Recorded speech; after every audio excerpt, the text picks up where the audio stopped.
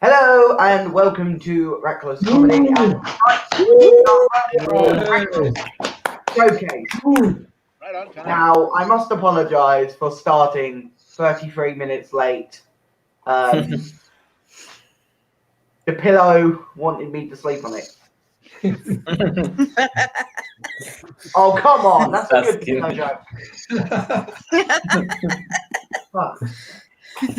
Anyway, but yes, this is the showcase. My name is Nash, and I have been described recently as the Che Guevara of British comedy.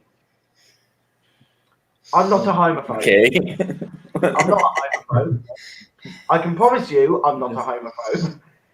This isn't helping. This is not fucking helping. But yes, welcome to the showcase. We've got some brilliant acts for you. One of them hasn't showed up, but we expect that because what happens when you start half an hour late, eh? No, cool. Anyway, moving on. Recently, I got my COVID-19 test results back. Negative. Failed. Yay. Thank you. Yes, I am not dying. So it's good to hear that you fuckers actually care. Good. Yeah. Good. Right. Moving on. Where is it? Okay, so the Fifth Harmony song Work From Home. When has that ever been more relevant than now? Yeah? No? Okay, moving on. Fucking hell. So people tell me to talk a bit more about my childhood. And so I thought I'd tell you some of the bands I grew up with, or some of the pop groups I grew up with, and tell you how fucking shit it was. So, I grew up with the Jonas Brothers, Steps, S Club 7, One Direction, and a load of other fuckers that I don't care about. Literally, that's what's written down here. I literally wrote another fuckers I don't give a care about. Cool, moving on. No one cares. Cool. This is what happens when you do a set when you're tired. Oh, fucking hell. What else can I talk about? Oh, yeah. So, lockdown has gotten pretty bad now here in the UK. Lockdown's gotten so bad, I've named my penis Jimmy Savile. Now then. Anyway, moving on. Only the people over the age of 40 will get that joke. Only the people over the age of fucking 40. He touched kids for fuck's sake. Quite literally, for fuck's sake. Oh, I'm glad you're laughing. I did mention it on last night's show, whatever fucking show that was. Whatever show that was last night. But I will mention it again. And we did also only Brits over the age of 40. Yeah. Yeah. I'm not even 40 and I knew who the fuck he was. He didn't fuck me. I was too good for him. You know, I was like a high up child prostitute. I need that dollar. No, I don't. I'm poor. Anyway, but where was I? Oh, yeah. Here at Reckless, we did put a post out last night. Fuck you, Curt. I don't come back to your house and tell you how to wank, do I? I don't tell you how to build a fucking sex robot, do I? Oh, right. Fuck, where was I? Oh, no, not Jimmy Savile penis. Can anyone remember where the fuck I was before I started ranting at Curt? Yeah, you were saying, oh, well, this joke I did last night, it really killed. And then that was it. Really? Oh, no. This is a joke. It's a serious PSA now. Reckless comedy do not condone anyone who sexually harasses anyone or sexually assaults anyone. If you do, you will never be booked on these mics, okay? So if you sexually harass anyone, stay the fuck away from my mics. Thank you. That is very inspirational. That I am saying. Thank you very much. Trying to be relatable here. Thank you. You know what? I'm gonna actually shut up now. But we can sex harass Pillow, no? Yeah. Pillow can be sex harassed. Okay. Yeah, I'm just gonna shut up and let the acts continue with the show because they're probably more wide awake than I am, where they should be by now. Okay, who's on first? I don't tell me because I've got it here. Okay, right, here we go. So, okay, here we go. So the first guy has done a couple of Reckless shows. He's also done Reckless Improv Movie Night, where you can normally find him as, I don't fucking know, to be fair. I'd have to look at the fucking character list again. I don't know. It keeps changing, the joys of improv. Anyway, doing 8 minutes, please welcome, this guy is absolutely brilliant. We also did Russian roulette recently as well. Yeah. That was interesting. Toothpaste. Is he going to talk about toothpaste tonight? Probably not.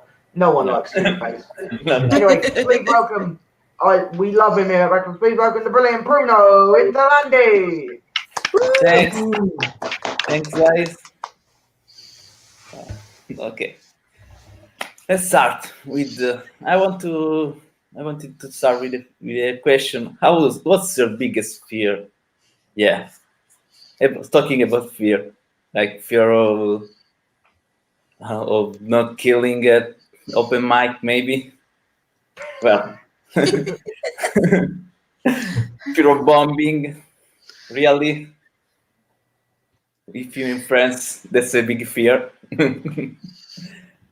Well, mine is to die alone, suffering, alone, from cold, frozen, and like the situation in the movies when you're frozen and you see, oh, there's a wolf.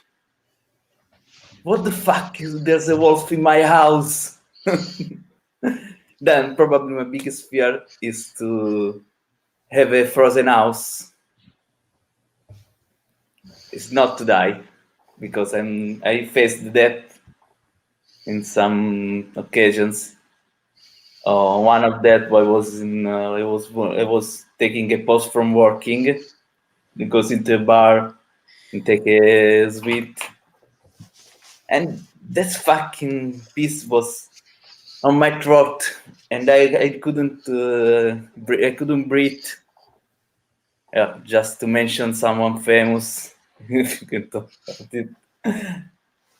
And I was searching for help around me. There were all people in this company, and you see when you are searching for help, and you see, oh, come on, I asked for a bit of water, and also it can't work. But there was a colleague of mine that decided to grab me and save my life. Well, that fucking person are gonna die. Maybe they're facing that because they was indifferent for me. I think it's so difficult to care really about people, or to. It's the biggest fear. I say that I don't face that because I used to do something when I discovered a YouTube video of some calls to 911, from people who are dying, and I think, that customer care is, they have to really care about people, because they talk to people that are dying. Oh, there are conversations like this.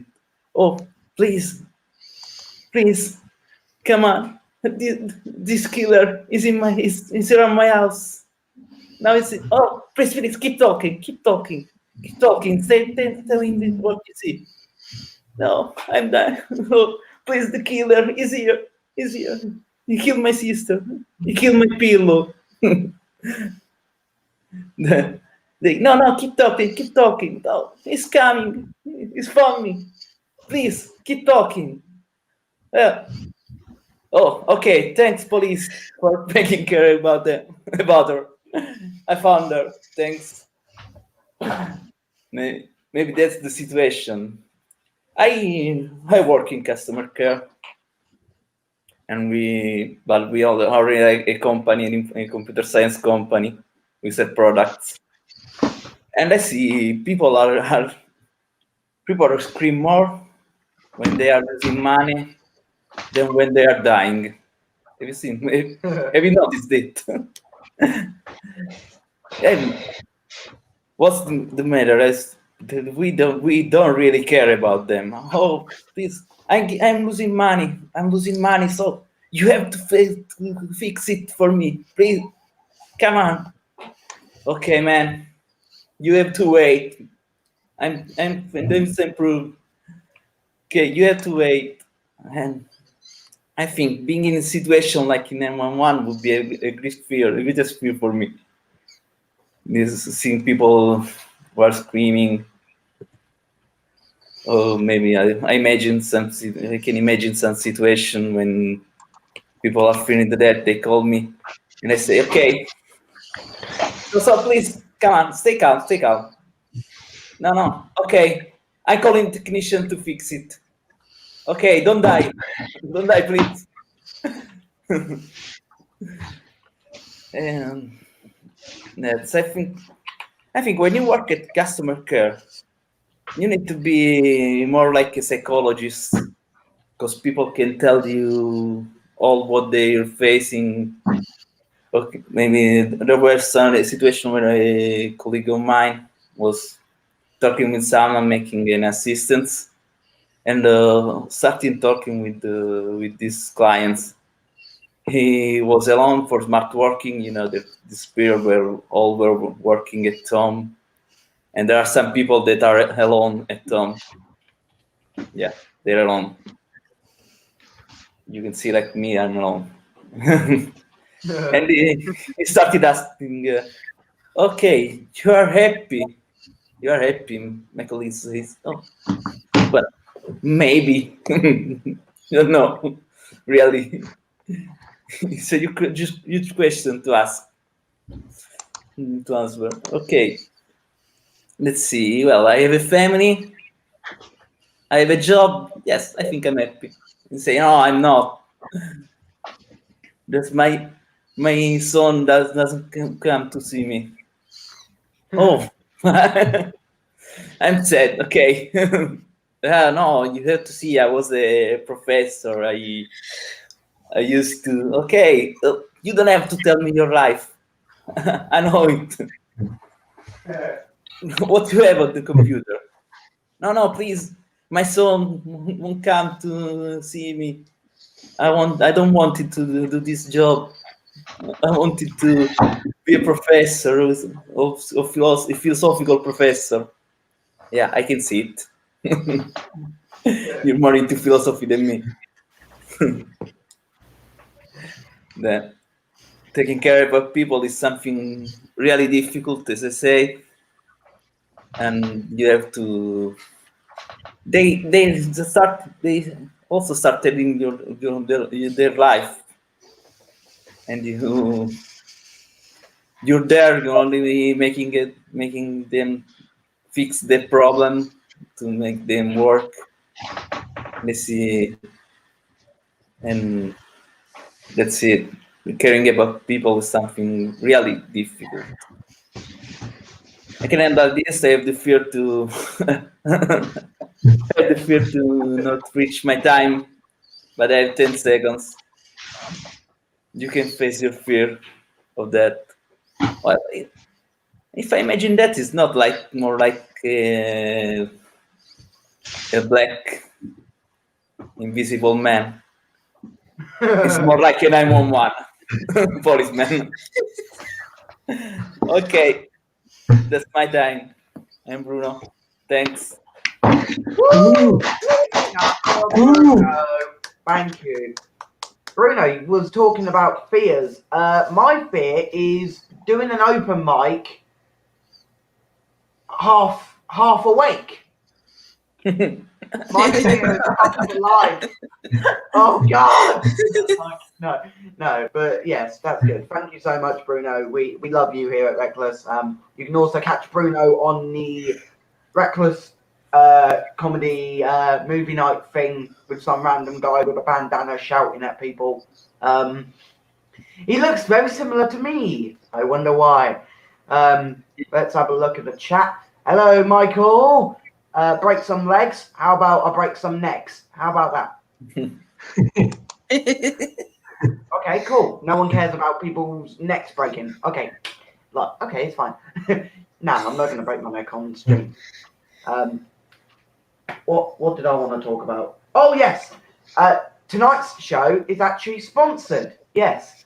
We are sponsored by a very small coffee company called Top of the Morning Coffee. Yeah.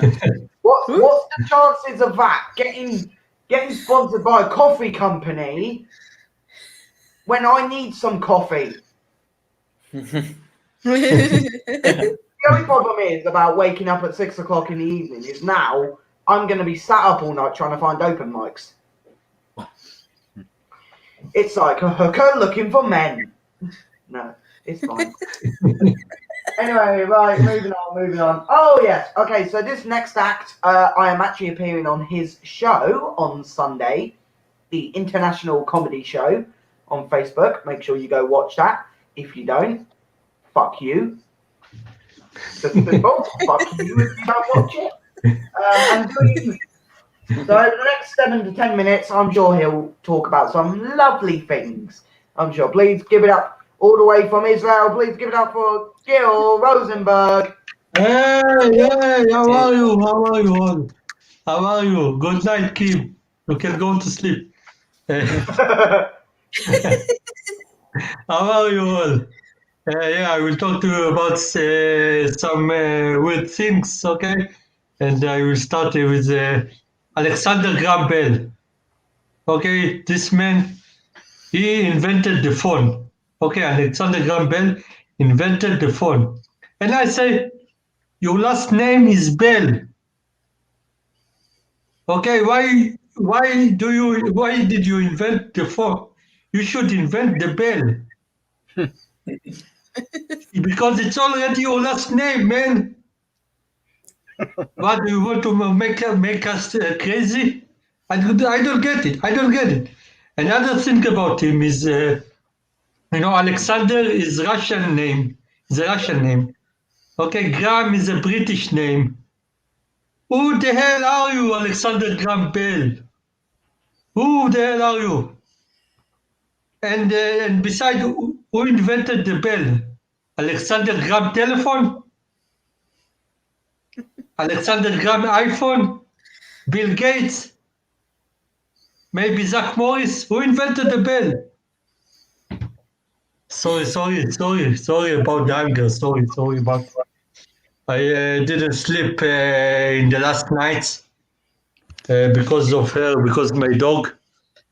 She was barking all night because she's very angry about me after I caught her watching Pornhub. Yeah, what I'm supposed to do? Yeah, we adopted. I adopted the dog, my dog, because we were locked down. Okay, and the government said that we can only get out or to make a sport or with dogs. Okay, so we adopted a dog. Okay, and I discovered a few things about dogs. Okay, first of all is when your dog doing his shit inside the house, what you can say about him? That is educated, right? It's not educated, right? When he's doing his shit outside, he's educated. Okay, I've got the idea. Okay, I went with my dog. I needed to pee. Okay, so I found a tree. I wanted to pee on the tree, and some person told me, "What are you doing? Go to your house." And I said to him, "But I'm educated. What do you want from me?" I don't get it. Yeah, there are a few people. There are some people that adopted a dog, but they have no connection with the dog. Okay, I have a neighbor. I saw him in the street with his dog. Okay, and the man started to sneeze all the time. Okay, sneezing. He was sneezing all the time sneezing. And I told him, hey, step away from me. You have a corona. And he said, no, I don't have a corona. I'm allergic to the dog. So why you took the dog? Because I need some fresh air. I need some air, fresh air. And then he was sneezing to his elbow. And then he wanted to say goodbye, so he gave me the elbow. And I said, what are you crazy? What are you doing? You want to kill me, man? Go away. Die. Go and die, man. Go and die. I discovered that dogs, they are like supermodels, but the opposite of this, okay? Supermodels, they are eat and throw up, okay? The dogs, they eat, throw up, and then they eat it again. Okay, they like eat, throw up, and they look at this, and they say, wow, a new food. I wonder what it tastes like. And they eat it, okay, and they eat it. It's crazy. My dog, she's like to attack all the cats outside, okay? So when I go outside with my dog, all the cats, they look at us like we are Nazis, okay? They hide in weird places, under cars, behind the wall, in the attic, okay? And I tell the cats, I tell them, look, I'm not Nazi, okay? I'm Jewish. You want the proof? Look, Jewish nose. What, are you kidding me? What are you doing? And they didn't understand me because they don't speak my language. They speak only English. So yeah. Okay. I was in a workshop lately. Yeah, for self-awareness. I discovered that I'm sexy. Yeah. Thank you for not laughing because that means that it's true. Yeah. Okay. I bought a car lately. Yeah, thank you. I bought a car. I don't drive it because I bought the car new. So I have no money left for gas. But you know what people say about someone that that has a big car? It's a cover for a little, little fingers. Anyway, I bought a bus. Yeah, 2-floor bus. But it was for a friend, okay? For myself, I bought a mini minor. Just want you to know. Yeah. Actually, I'm very upset lately because the radio fooled me. Yeah, I was sitting in the car listening to the radio. I was sitting in parking, because I don't drive it. Yeah, listen to the radio, and the woman in the radio, she said, and now let's hear a song from the last album of Justin Bieber. And I'm like, yeah, from the last album of Justin Bieber. He won't make albums anymore. Yeah, it was a lie. Yeah. We have in Israel a very famous singer. Her name is Margot. And she had a program in the radio, a show in the radio that she hosted every week, stand-up comedians, okay? One day she asked me if I want to be on the show. I said, of course.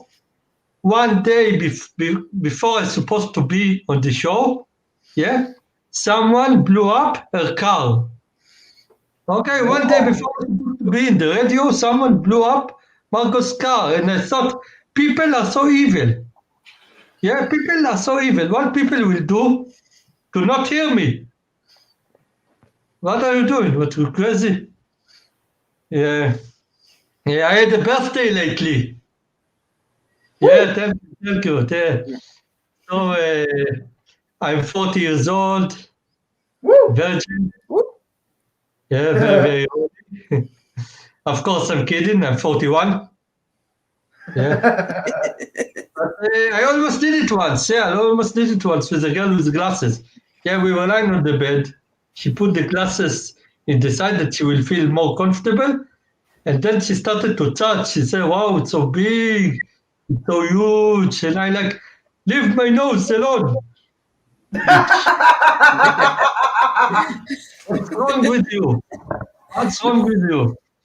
Yeah. So my mother, she told me next birthday, I want you to come with a little child. I mean, what do you think I am? Pedophile? I told her it's not legal. It's not legal, but she doesn't care. Yeah. We celebrated my birthday in a restaurant. We had a waitress. She had so many piercings over her face. I didn't call her. I put a magnet. Yeah. So I'm 41 years old, and until the COVID-19 began, I still lived with my parents. Yeah, I mean, what was I supposed to do? They didn't want to leave. I told them, come on, you're living for 42 years. Go find yourself another place. But they, no, this is our house. We bought this house. Yeah, with the money that's supposed to be mine. Yeah. Anyway, because I wanted to leave the house, I found another place. I was looking for another place, and so I got to a retirement home. Okay, so I talked with the manager there. I asked her, "You have a small room for me?" And she said, "Maybe I will find a small room for you, but before that, I need that you will ask the people here if they're ready to if they will let you be their neighbors." Okay, so the neighbor. So I said, I asked them, "Come on, I'm talking to your heart. You will welcome me if I will be your neighbor. I really want to live here." And one old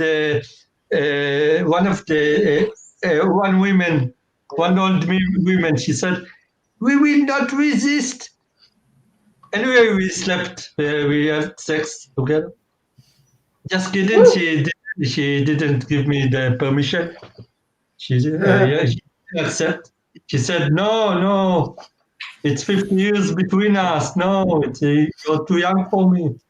And I said, 50 years, it's too different. 50 years. I mean, you Hafner, okay, the man from the Playboy, yeah?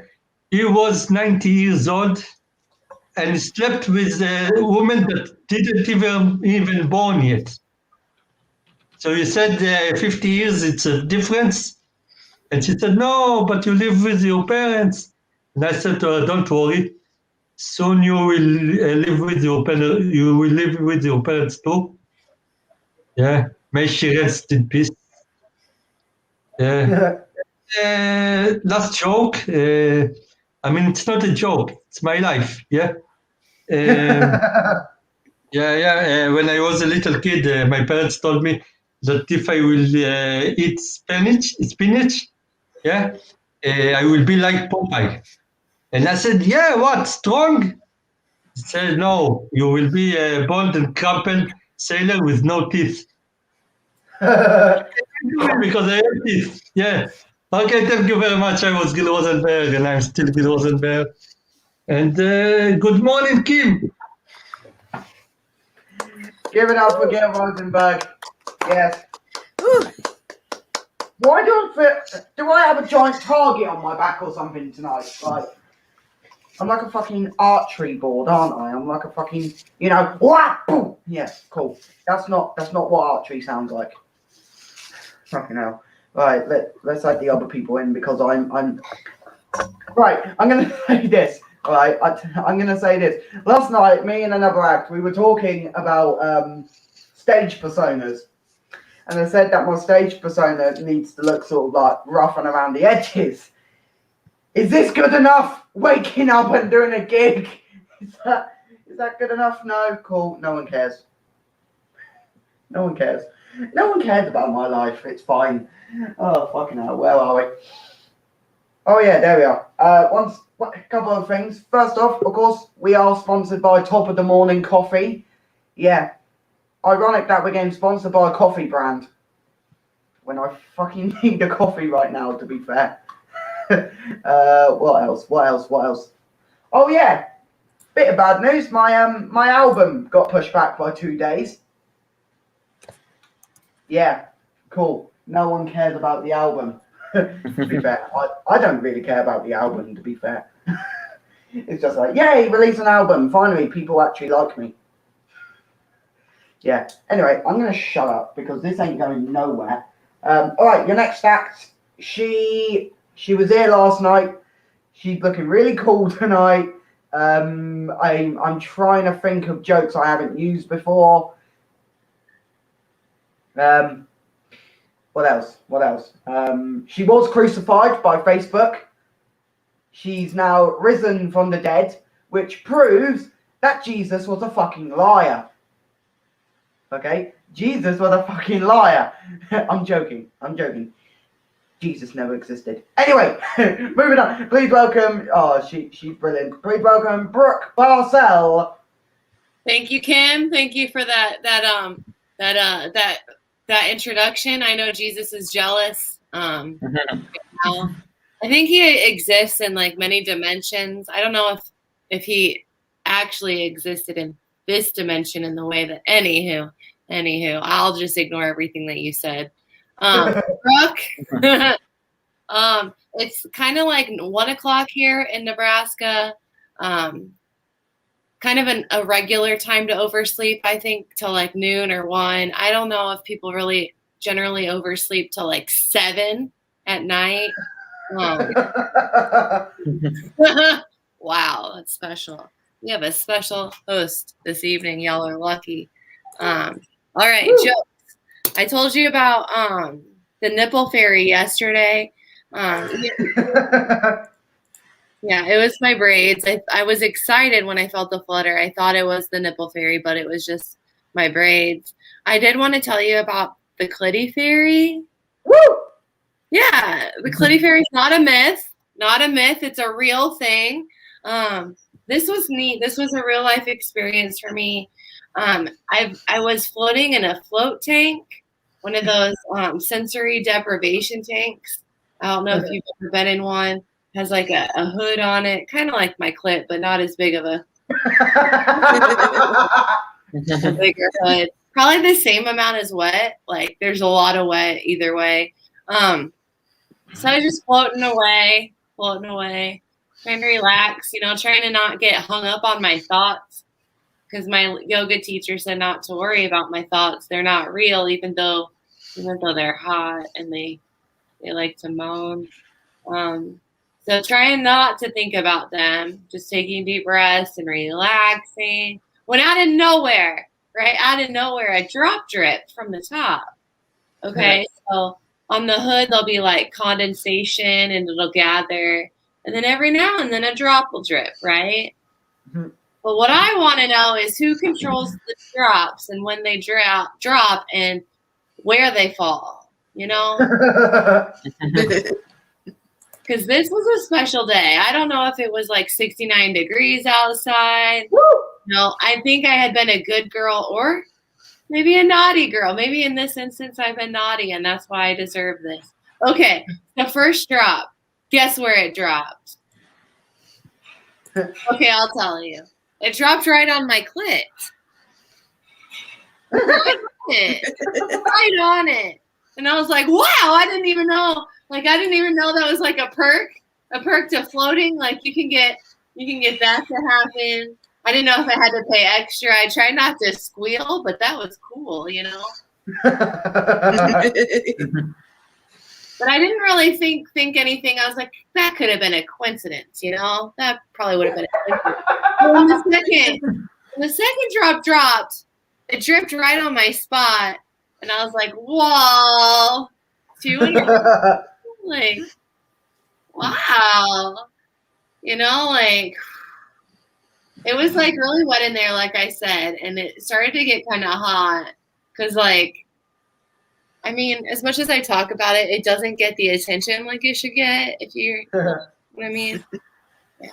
So it wasn't until the third drop. It didn't drop anywhere else. It could have dropped anywhere. That's the thing. Like, could have dropped anywhere. That's when I was a believer. I was a believer in the Clitty Fairy. I was like, she's real. She cares about me. Third drop dripped, landed right on my clit. I came so hard, they actually had to shut down the tank for a week. Yeah. There's a lot of salt water in the tank to keep you floating, but combined with that much cum. Oh, for fuck's sake. Oh, God. I'm trying to make this funny for you. Yeah, so I don't know how you can summon your own Clitty Fairy. I feel like it's something you can't really control. You can talk about it, right? And when you talk about it, just drag it out. You know, drag it out. Like, don't stop. I wanted to tell you a little bit about my yoga teacher. I'm a certified yoga teacher, so I can teach yoga. But like, you kind of want to know like my origination story. Like, tell me more about this yoga teacher, Brooke. Okay.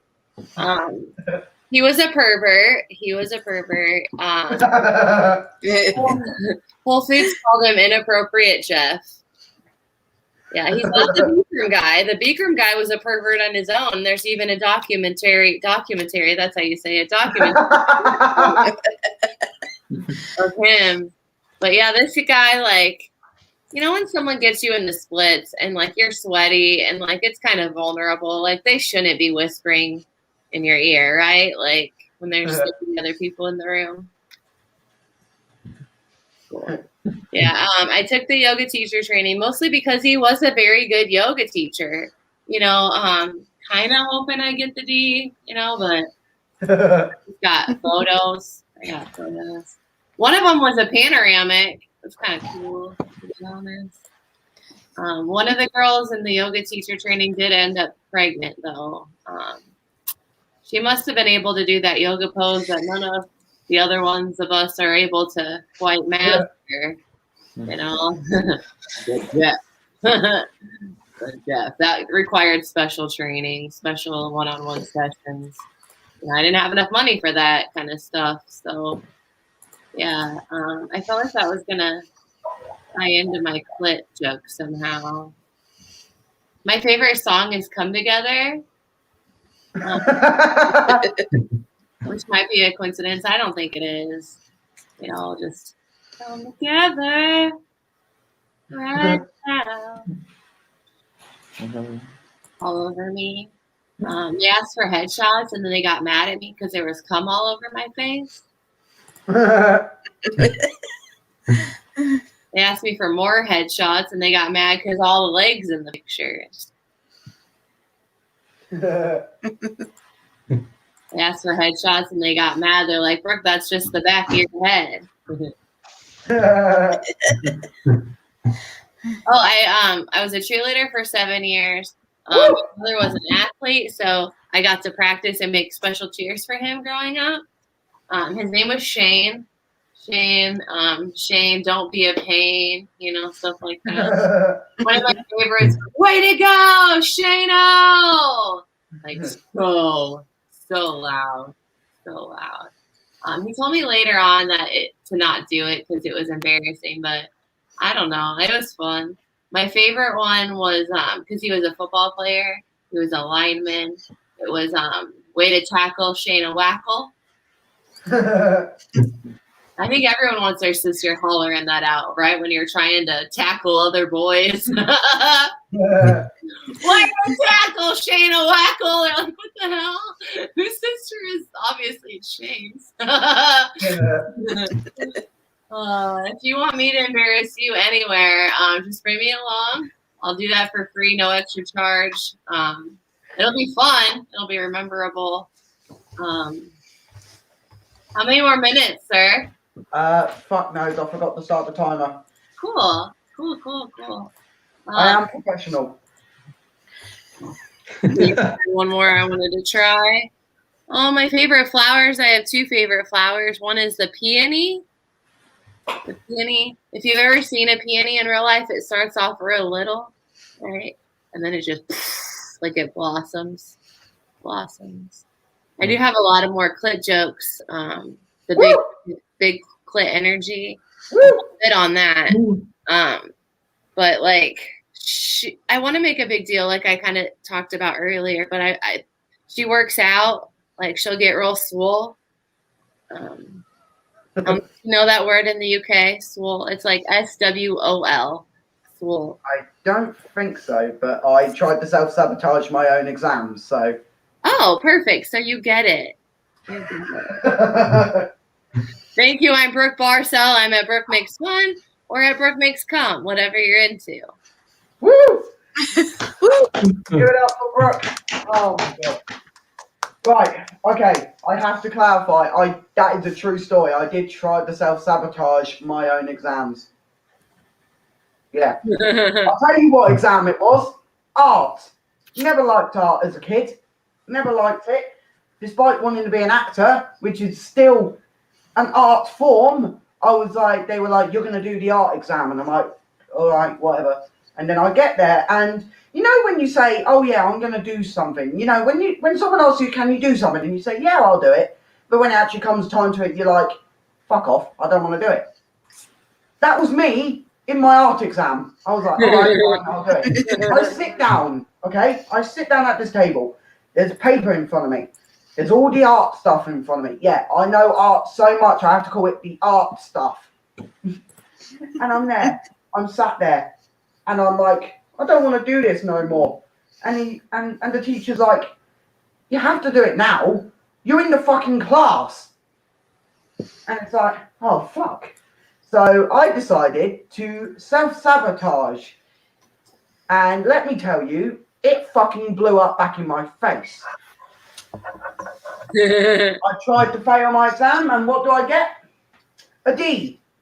Not the dick, obviously, because, yeah. But in grades-wise, D is pretty good. I wanted an F, which can be seen as bad. Yeah, so I was trying to self-sabotage, and it blew up in my face. What did I learn from that? Fuck all, because I don't care about the grades anyway. Because look where I am now. I'm here sat in my flat, well, stood in my flat, talking to a load of comics about how not to self-sabotage your own career. Yeah, this is going well, ain't it? Yeah. Once again, this show is brought to you by Top of the Morning Coffee. Go check out all their coffee-related things. They have some really nice like mint hot chocolate on there. I highly recommend. I can't speak English. I can't speak fucking. Don't worry, it's only 7:15 in the evening. It's fine. It's fine. It's fucking fine. All right, here we go. Right, the next act. He's currently sat down on a chair. Rob, you're up in a sec. Brilliant. All right, there might be a slight echo here, so this is going to be fun. Ladies and gentlemen, this guy is absolutely brilliant. He's been on Reckless so many times before. You may have seen him on our house fire. He's a fellow Brit, so for once we're not being, overcrowded. For normally it's all the Brits versus Americans. Today it's Americans and now Rob's disappeared. That worked. Oopsie. What do I do? Let's talk about penises. They're fun. Woo! Woohoo! Like I said, I will talk about my penis really quick. So I don't know how this is related, but some of you who've seen me before may know that I talk a lot about my mum's anus. The fact that I normally do the Russian roulette show and mainly talk about my mum's anus. Do I have an addiction? Yes. Is it a healthy addiction? No. It's not. It's fucking not. Trust me, talking about my mum's anus makes, family parties a bit, weird. The fact that I'm consistently looking at my mum going, no, don't think about the anus. Do not think about the anus. Has anyone ever wondered why I don't get invited to my younger siblings' parties anymore. I'm not a paedophile. Even if I was a paedophile, I'd be a really shit paedophile. Like, I wouldn't do, like, bad, shitty things. I'd just be really shit at my job. Cool. No one cares about paedophiles. No one should. Anyway, right, okay, I'm just going to get your next act on. This guy's brilliant. I'm adding him into the room. Please welcome the brilliant Robert Auty. Hello, thank you very much. Thank you so much for having me, Kim. And I was sorry I woke you up earlier. No, it's fine. So I'm from Gloucester, and it's not a bad place. We have our own cathedral and a cake shop run by our most famous resident, which is Rose West. Nobody probably knows who she is, but she's a serial killer. But never mind. Moving on. I think we're all getting fed up now with all these lockdowns happening. I think we're getting bored, and I think we're getting fed up with showing all these repeats on the telly. God knows how many times I watched Carry On Screaming, but then I should stop watching the news. We've had a lot of problems with panic buying, but I do understand the logic of stockpiling on toilet paper. Because every time I watch the news, I literally shit myself. Plus the amount of Pornhub we're all getting through. And who'd have thought that this handshake is now more acceptable and safer than this?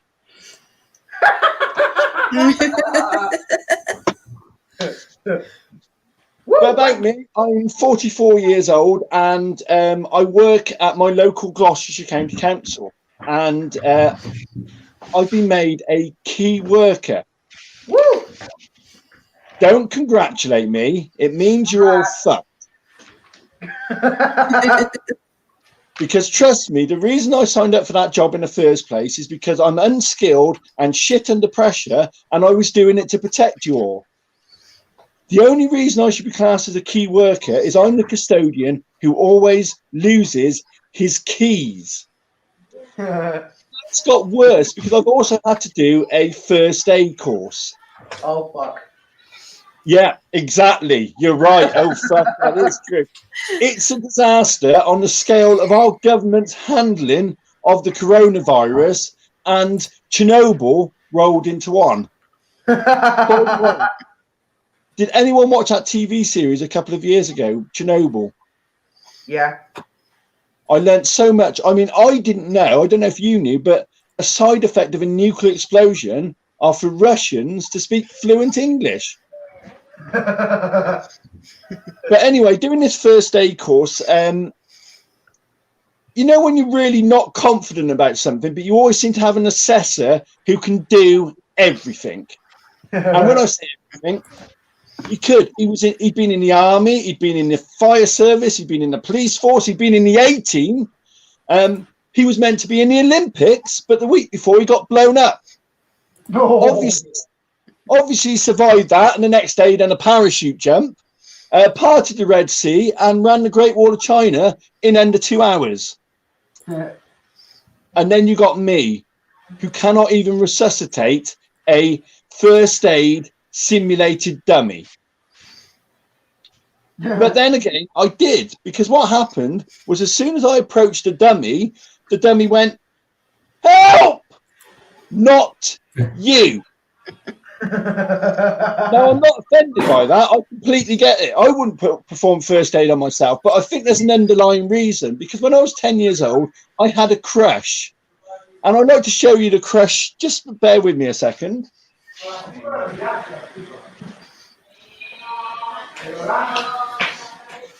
Woo!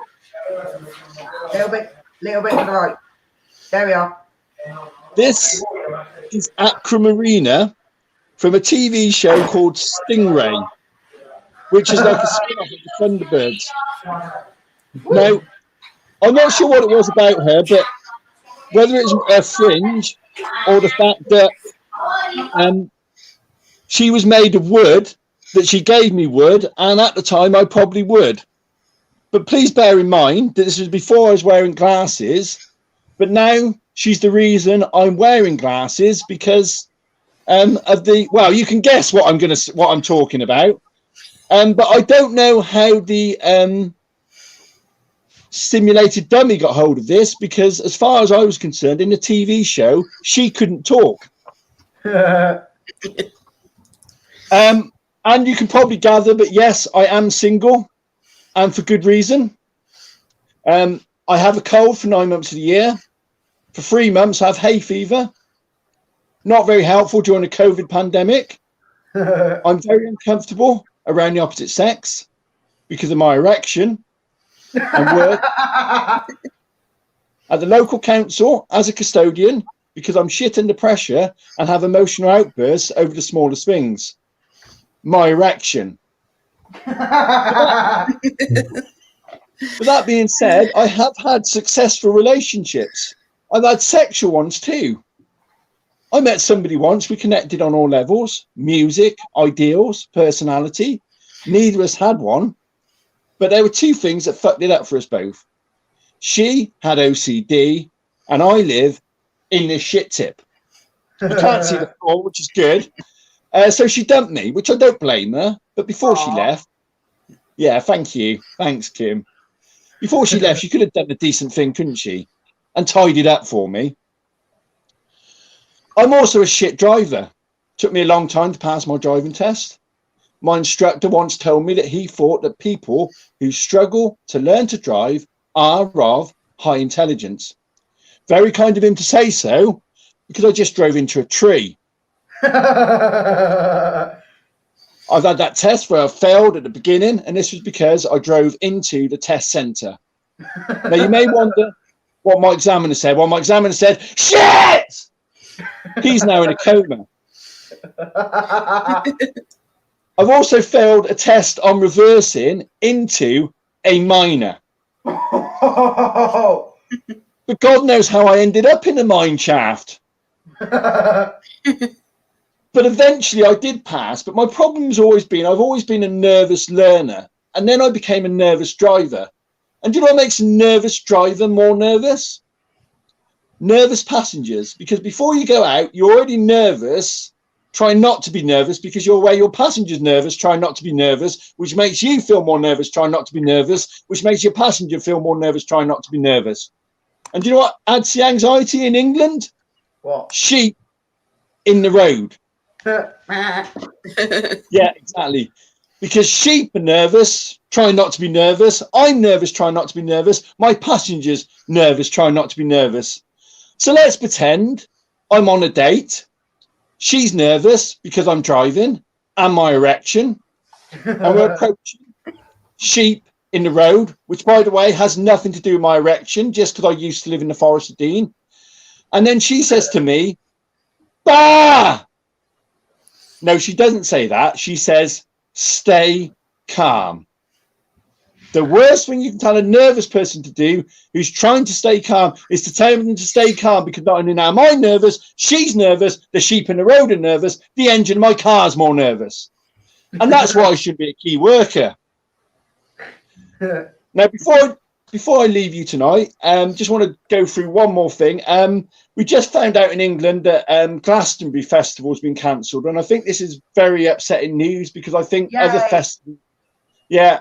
other festivals will probably follow, and I'm gutted about that, because I think we just want one opportunity where we can actually feel unhygienic. Now, I personally wouldn't go to Glastonbury because I am a heavy metal fan. Don't let my boy band t-shirt fool you. They actually supported One Direction, where I met Michael. But I've had a lot of good memories from festivals, and I've also done some crazy shit. For example, I've eaten a wasp. Ouch. Not intentionally, although there are heavy metal fans that will probably do this, maybe after when the bin jousting craze has died down. But what happened, I was watching a band, and a wasp stung me on my lip. And I thought, if that wasp goes inside my mouth, I'm in serious trouble. I need to do something pretty drastic. And when I say drastic, I'm carrying a 4-pint that cost me £10. So I launch a pint like this. Oh, wasp! Whoosh! Pint goes flying through the air, lands on top of a lady in front of me. Now, my friends think this is hilarious. However, she thinks that I've thrown piss at her. So, yeah, piss. So we have an argument, and it goes something like this. What the fuck are you doing? I don't know what I was. Why are you throwing piss at me? A what? What? No, a wasp. What? A wasp. So I don't know whether I got a fat lip from her or the wasp. But in the words of the Scorpions, it wasn't love at first sting. Fuck, bollocks, I fucked that one up. Anyway, no one knew that punchline anyway. So anyway, and the last thing I want to talk about is festival toilets, because it's the biggest dread for festival goers, and people will actually wait the whole weekend and not go for a shit. I know I'm being a bit vulgar, but then again, I feel we made friends.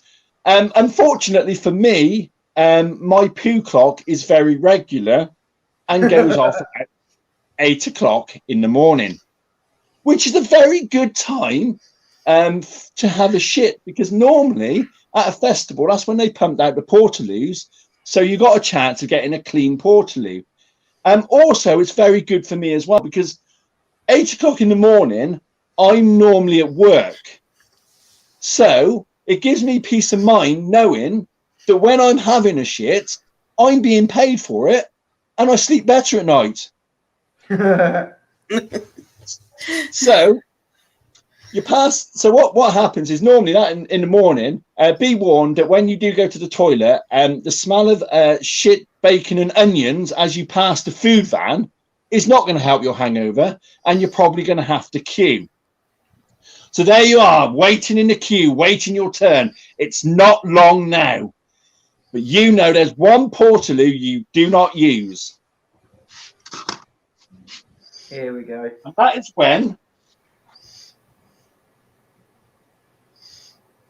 the scariest looking heavy metaler, the one with the Satanic Santa 666 t-shirt, he's got red glowing eyes and a crucifix branded into his forehead, approaches a portaloo.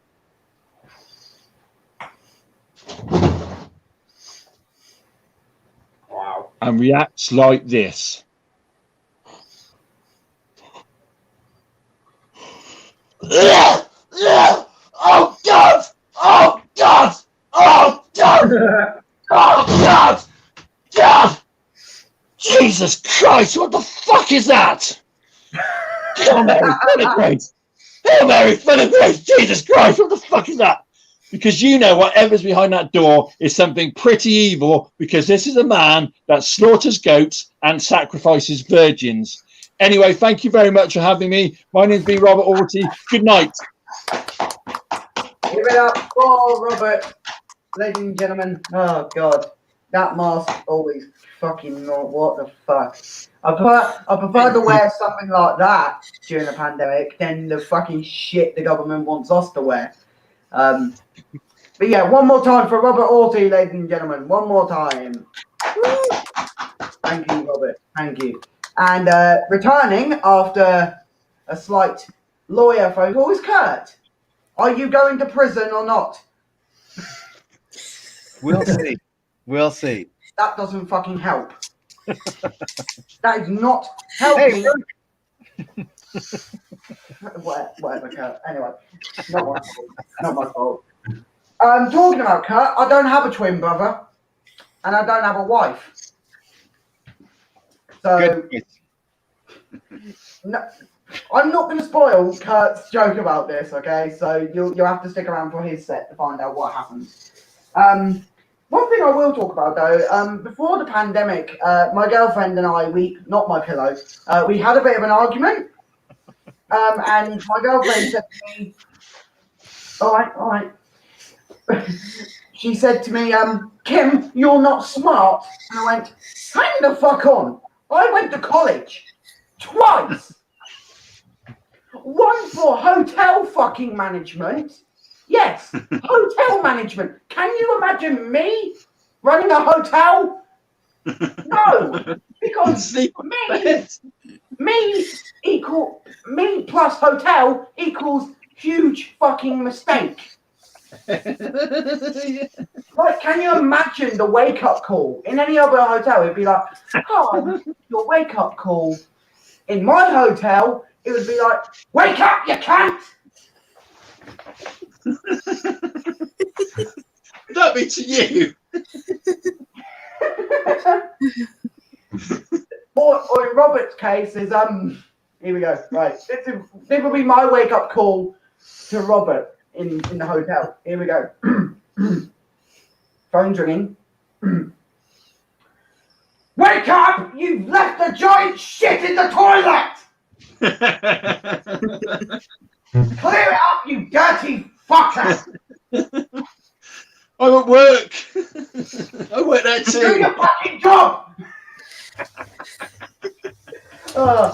Who else could I talk about a wake up call?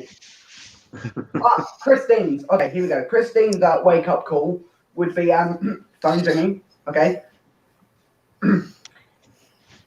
Wake up! Your husband's at the door and he wants to sploosh. Sploosh. Fucking hell. Right. Who else can I do? What else can I do? Oh yeah, you know what? I'm gonna be a dick. I'm gonna be a real dick. Again? I'm gonna do one on Curt. Here we go. Right, ready? Here we go. The phone's ringing. Kurt's got his dick in one hand. Don't ask me why I'm thinking about that.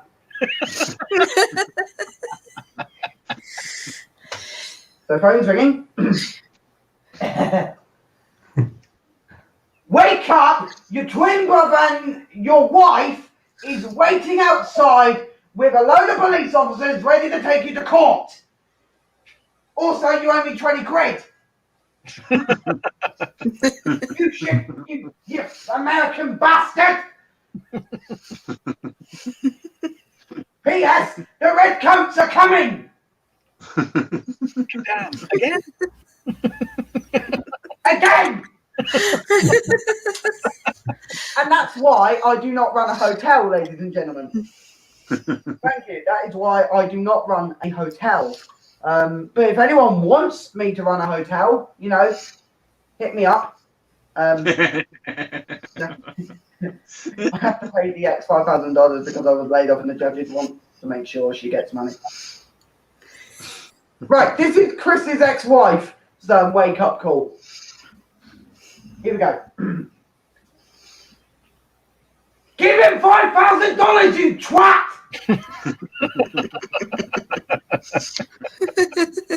His brother's not that good looking anyway. Exactly. He looks like me. What's up with you? You cunt! Quite literally. Oh fucking hell! Oh, fucking hell! Yeah, this is why I don't run a hotel, and it's also why I'm slightly in anger therapy. Oh fucking hell! I need to drink after that one, and I've drunk everything. Oh, fuck.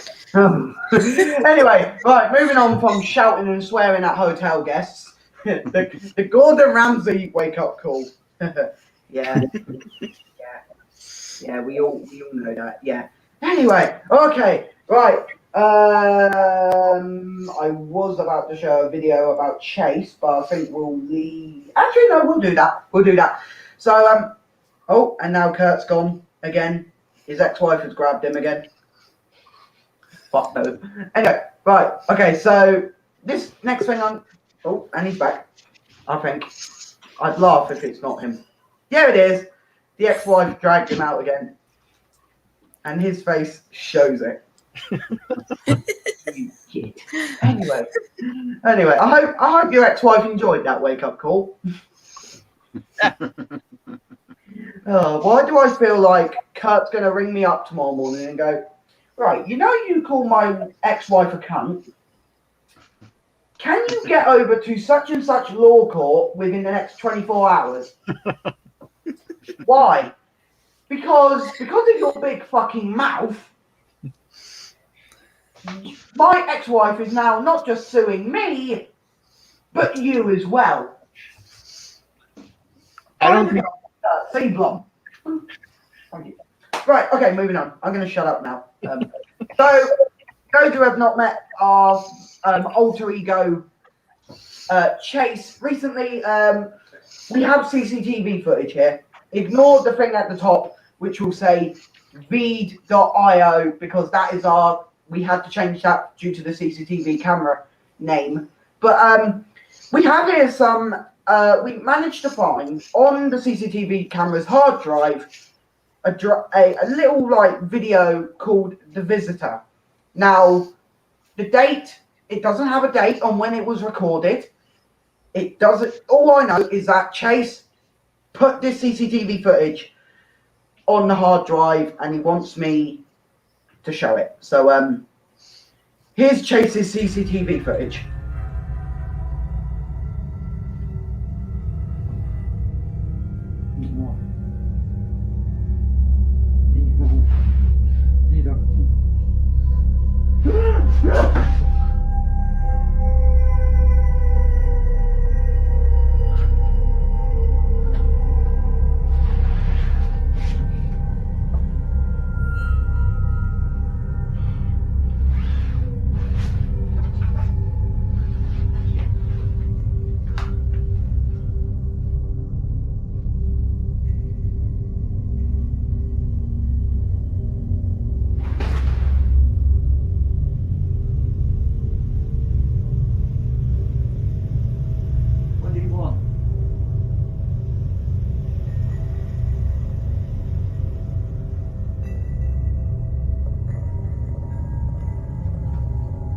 What do you want from me?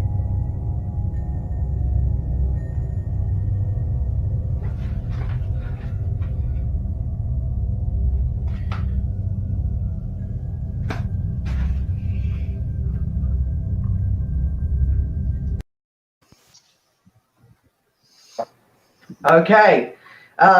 Did anyone notice any glitchy red lights by any chance? No? Cool. No one cares. I did notice, Kim, that the pillow was on top, and I always thought it would be a bottom. Do you think he wanted a top of the morning coffee?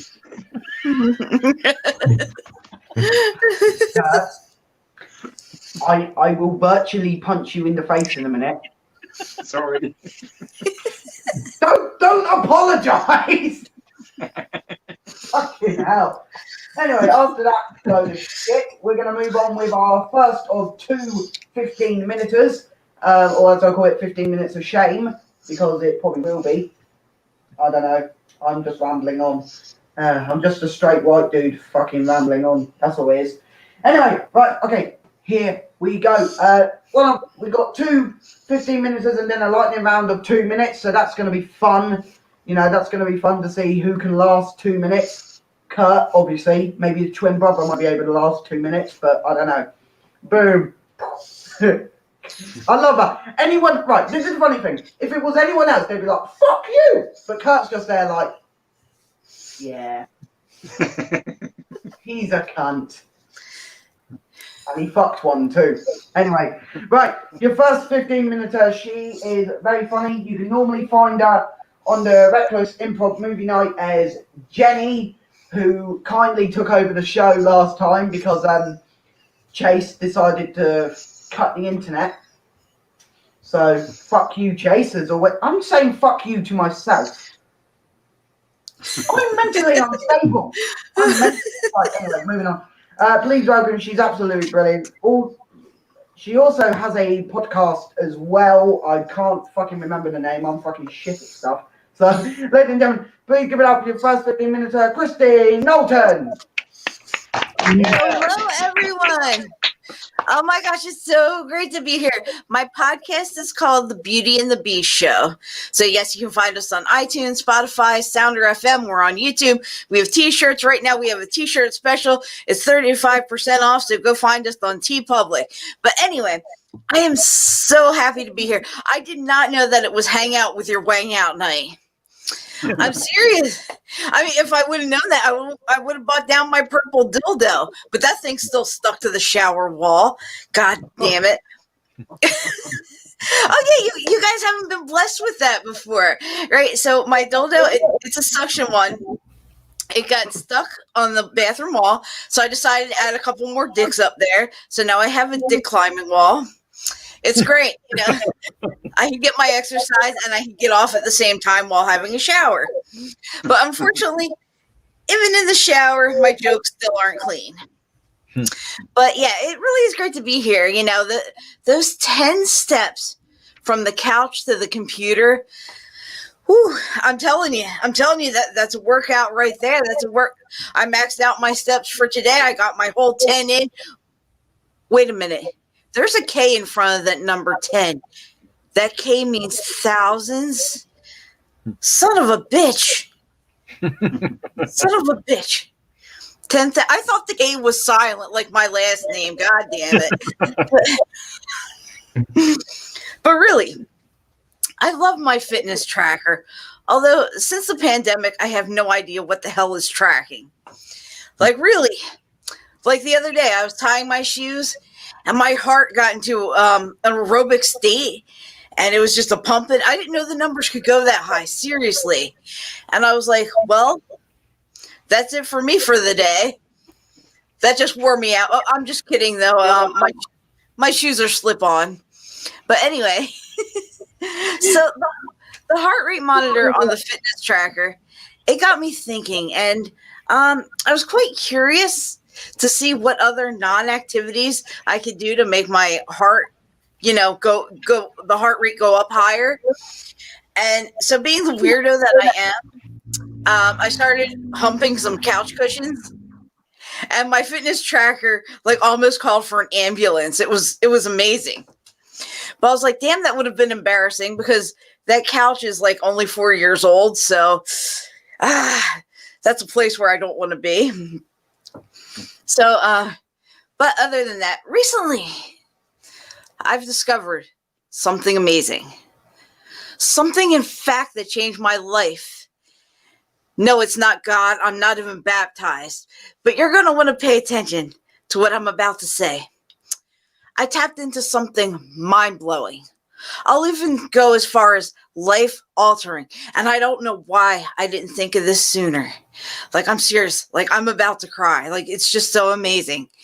Did you know that you can have donuts delivered to your door? Uh-huh. That's right. The sweet little cake, goodies of goodness.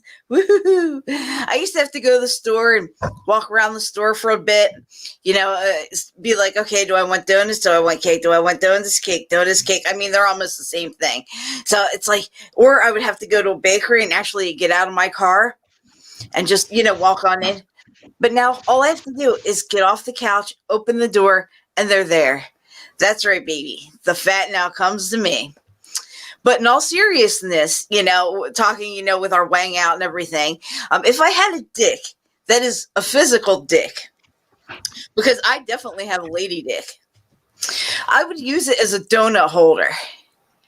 I mean, why isn't anybody doing this? I would totally, I would totally be bragging yo, my dick can hold 3 donuts. Yeah. No, just kidding. Really, probably if I had a dick, it would probably be playing hide and go seek with 1 donut. But, but really, why has nobody made, a donut cock ring? I mean, you could get your dessert and your protein all at the same time. I mean, you go to the store, you see those tubs of protein powders and shit. That shit's expensive. Why spend money when you can get it at home for free? Just had to say that. But anyway, it's I gained 20 pounds even binge watching my favorite shows on TV. I don't know how the hell that works. But, take, for example, The Marvelous Mrs. Maisel. Almost every show, almost every scene, there is a food spread laid out there that could go for miles and miles and miles. I mean, it could feed a third world country or half a Jersey in my case. But seriously, I'm hoping that vomitariums will make a comeback. I mean, that's every anorexic dream, although they're more of a one and done kind of crowd. But anyway, you've heard of the freshman 15. Now get ready for the quarantine 30. That's right, baby. Double the pounds, double the chins, double the rolls. If you've had double, make it triple. Go for the gold, or in my case, the cookies. Oh my God, I love cookies. I'm about to have a cookie-gasm, so bear with me on this one. Like, oh, we're going for the good stuff now. Okay, but we have a problem, guys, a serious problem. The only thing that's not moving forward is Oreo cookies. That's right, Oreo cookies. They started off going so great. They went double. Then they went triple. They went mega. They went to the most stuffed, which frankly, I think they could do a whole lot better. And then what happened? What did they do? That's right. They made thin Oreos. Like, what the hell is that? I mean, thin Oreos. They're like suppositories. I mean, I should be shoving them up my ass. I don't know. But if you ever masturbate with an Oreo cookie, you're going to get 2 kinds of cream. That much I know. But really, I'm hungry and horny all the time. I can't help it. So really, we should be like on Octo stuffed right now. You know, where there's one cookie at one end and a whole streamline of cream at the other, and a little cookie just right there. You know, damn it. Women want girth. We don't want the thin. But damn. It's like we've evolved with the most stuffed. We can't unevolve. Like, that's insane. Thin Oreos. Sorry, guys. You're the suppository of the Oreo world. They should be ashamed of themselves. Really. But no. My favorite cookies are anything by the Keebler Elves. They are so good. You've got Chips Deluxe. Hello, there's M&Ms and cookies together. Ooh, that's like a win-win right there. Then there's Grasshoppers and Coconut Dreams, or as I call them, the year-round Girl Scout cookies. And then there's chocolate-covered graham crackers and, oh, yep, it's definitely cookie-gasm. Oh, yeah, it's happening. Am I telling a joke or am I talking about food porn? With my case, it's both. So anyway, I was sitting at the table the other night, enjoying some fudge-striped Keebler Elf cookies. They're like the best, right? Then I got to thinking, and here's the dangerous part. You know, smoke was coming out of my ears. You know, the hamster is still alive. He's spinning up there, and it hit me like, bam. Yo, the Keebler Elves are just a bunch of dudes hanging out in a tree house all day, packing fudge. Because that's their job, you sick freak. What the hell were you thinking about? But anyway, boobs are great. Yeah, I just went from cookies to milk. So yeah, boobs are great. We're gonna go with boobs. Okay. I could just sit around like staring at them all day, playing with them. I mean, they're so amazing. Like, I mean, I hope when I die, I come back as a great pair of boobs. You know, like the real boobs. I mean, it's totally hot. Like when somebody's head beams are, you know, on, it's like, whoo, like sploosh, there it is. Woo. In case you're wondering what sploosh is, it's just female ejaculation. You know, sploosh is just a great word. So just picture an elephant dipping his trunk into some water and pulling it out and spraying it everywhere. Yeah, that would be my vagina. All right, back to boobs. Wait, that's back to boobs, not back boobs. Although any kind of boobs are fun to play with. So I hear some of you laughing. Yeah, you know what that's like. Anyway, when I was young, it's like I wore a training bra. And frankly, to this day, I'm still baffled on what the hell I was training them for. I mean, you know, do they go to the tit circus? I mean, you know, what's going on there? I mean, I guess I'm training them, you know, to keep them from touching the floor. Most days they just lay around. Some days they're like wind chimes. Other days they're like tangled like Christmas lights. I don't know how the hell that happens, but anyway, this has been your tit talk. But I do know one thing. As I get older, I know they're going to sag, and I'm going to have to tuck them into my waistband. I'm okay with that. But I totally refuse to tuck my vagina into my shoes. Am I right? Am I right? Kegels are our best friends. You know, it works for men and women alike. That's right. That's right. You know, we've got to, you know, men, your balls have touched the toilet water.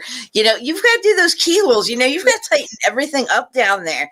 But always remember, Kegel in the front, not the back. If you Kegel the back door shut, you're going to have a bad time.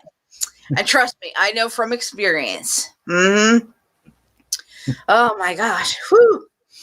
But enough of that. I mean, I wonder how many vibrators have died since the quarantine. Like, yeah, I see some of you out there. Yeah, you've killed a couple. You know who you are. It's a good thing that I got that extended warranty.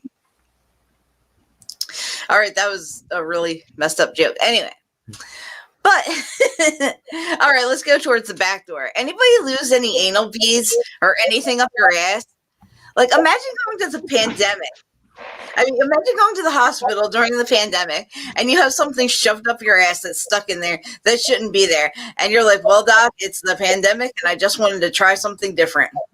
I didn't know it wasn't going to come back down. I mean, for the love of God, people, stop shoving things up your ass. I mean, if you do, make sure there's some kind of handle or your ass will suck it up like a vacuum. Like, seriously. Whew.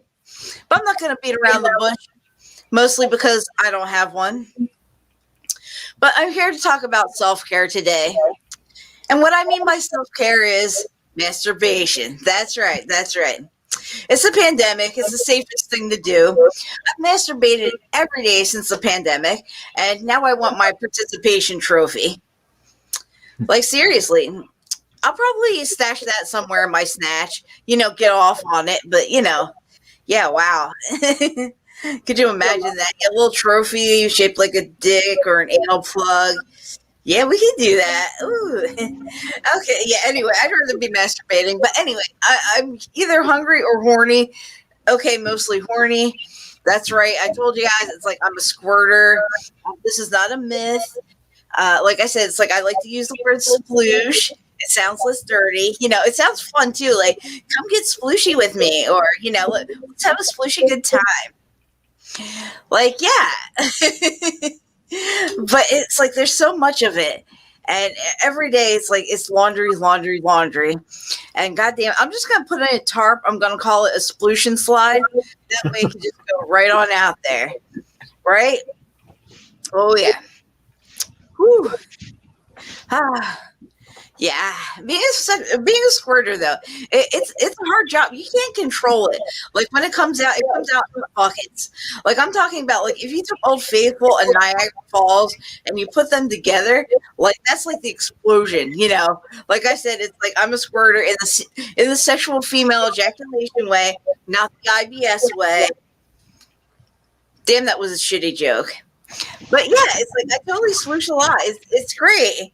Yeah, like I said, the worst part of it is, like, truly, it is cleaning up afterwards. You've got to do the laundry. You've got to repaint the walls. You've got to buy a new TV because you shorted it out again. Christ, you got to get the wet vac. And wait, I just had an idea. Next time, I'll just hook the wet vac straight up to my vagina. But leaving you on this, I do have a girlfriend. We haven't seen each other in a while, and every time I miss her, I made the song up. It's a really cute short song. I'll sing it real quick before I go. It's called My Favorite Kinks. So here we go. Handcuffs on bedposts and paddles on asses, dildos inside me and professors and classes, tying me up with all sorts of strings. These are a few of my favorite kinks. Corsets and thigh highs with ribbons and laces, kissing and biting and sitting on faces, lovers around me for intimate things. These are a few of my favorite kinks. Girls in white dresses with matching pearl necklaces, licking and teasing, oh, lots of wetness, scratching my backside with diamond rings. These are a few of my favorite kinks. When the sploosh flows from my G-spot, when I'm feeling bad and quite naughty, oh yeah, I simply remember my favorite, and then I don't feel so bad. Thank you, guys. I'm Kristine Knowlton. Enjoy your day. Give it up for Kristine, ladies and gentlemen. Guess what? I've fucking woken up now. It's taken 2 hours, but it's fucking there now, boys and girls. Right, anyway. Woo! Here we go. I sound like Michael Jackson then. Anyway, right. Anyway, woo! Thanks. What the fuck am I doing? I'm just jumping up and down. I'm on fucking crack. No, I'm not. Saying that. Someone said to me recently, if you were a drug, what drug would you be? I think we all agree right now that me right now would be, I'm crack, motherfucker. Right. Woo. I'm gonna have a heart attack in a minute. That's the one thing about heart attacks, though. You know, you get really, upbeat. I know enough. Right, can I just clarify? I am a first aider, and I'm talking about heart attacks, and I don't even know what I'm actually talking about heart attacks. So, if you're having a heart attack, in the words of Robert, you're fucked. You are. If you're having a heart attack or you need me to do first aid on you, you are royally fucked. You are. You are completely and royally fucked. I'm going to shut up now because I need to. I need to shut up because I talk too much and stay too long, don't I? No, I don't. I'm just a complete and utter tosser.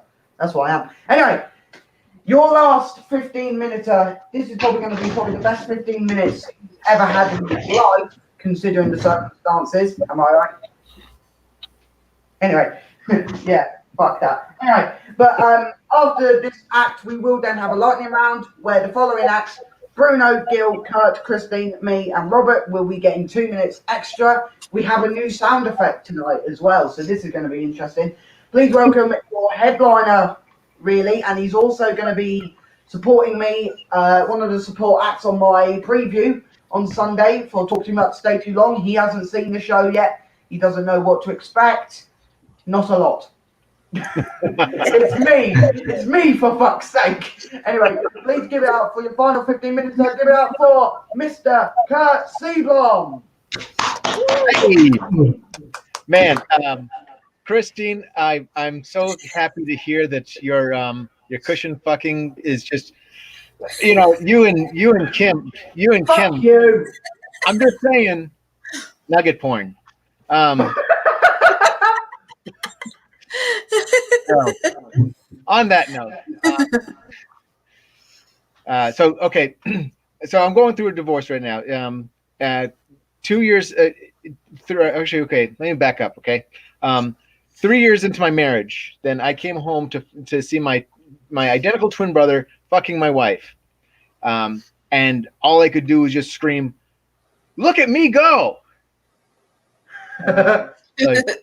Realize that wasn't me. Different tattoos. But people have asked me, like, well, do you think maybe because he's your identical twin that she thought it was you? And I said, well, no, because this isn't a Hanna-Barbera cartoon. This is my life, But I really should have seen the flags already, like as an identical twin, like all identical twins, you're called by a twin's name. It happens, and you just instinctively look. But like twice when I was intimate with my ex-wife, then she said, "Oh, Kurt's twin," and that's not how that's supposed to work. So something fucked up. But it changes you though. It changes you when you see something like that happen. Like now, like I can no longer masturbate in front of the mirror. I see my twin. Certainly can't masturbate any less, but certainly no more either.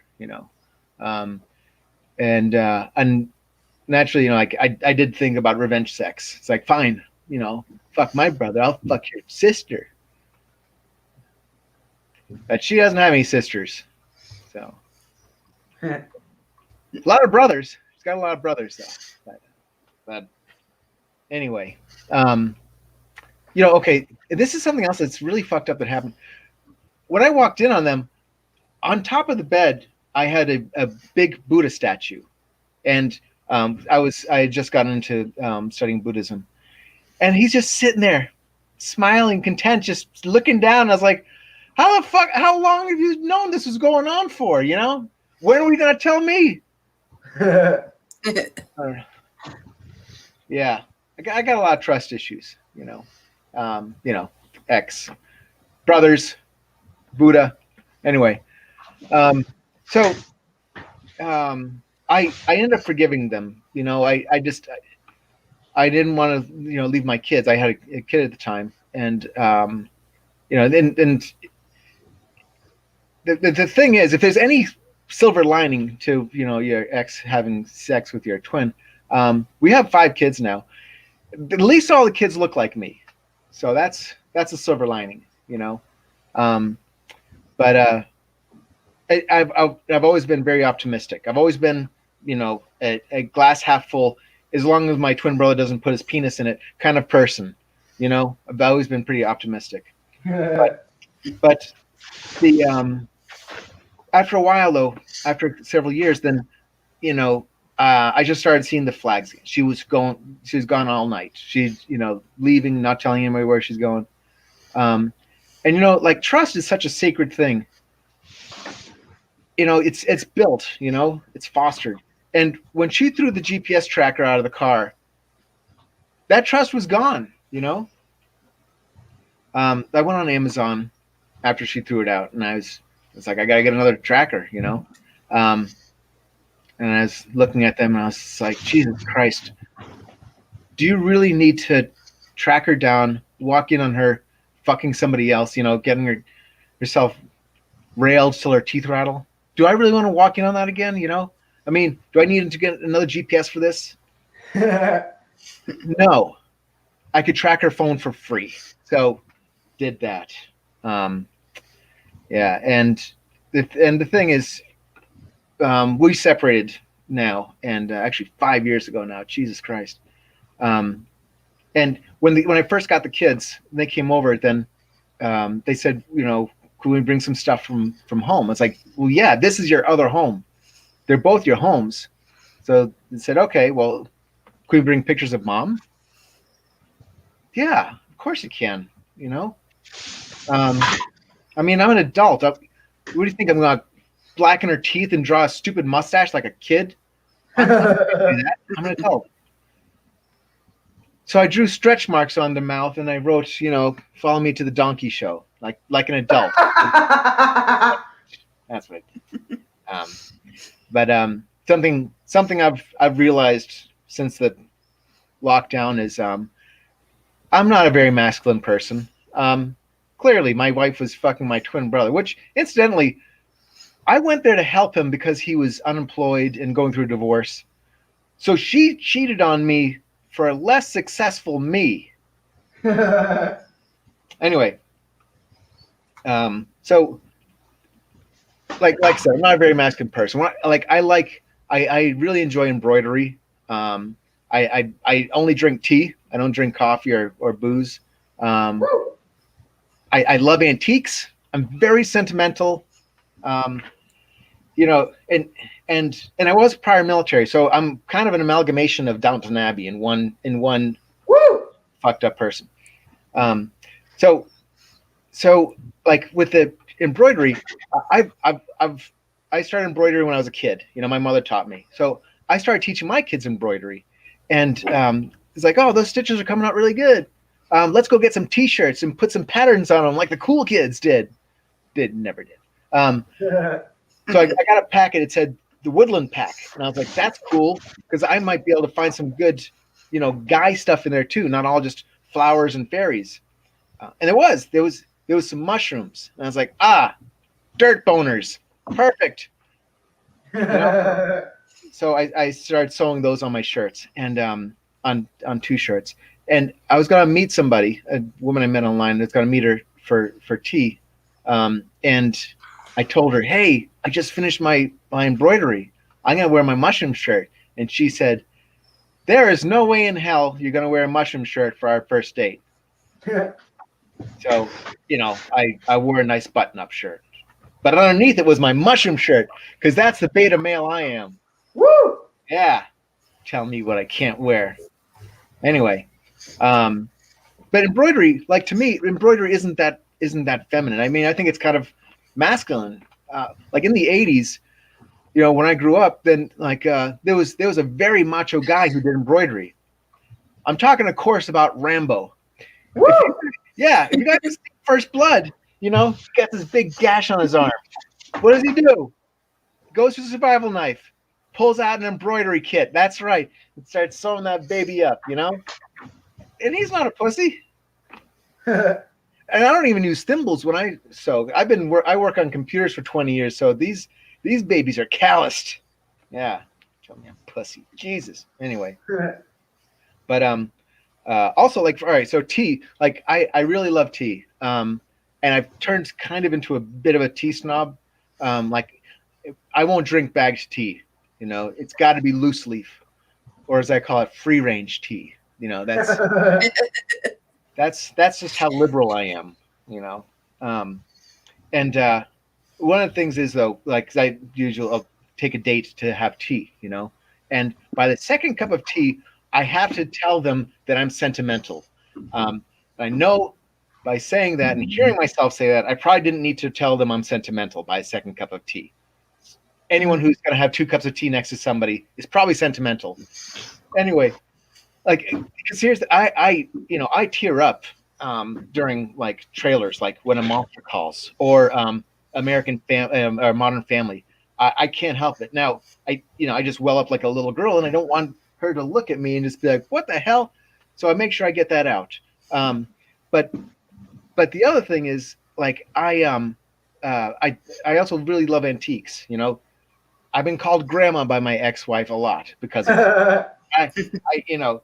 To me, Sundays it's not about football. It's about finding some beautiful antiques. And if I come across, a bone china tea set, that's my MVP. That's my MVP.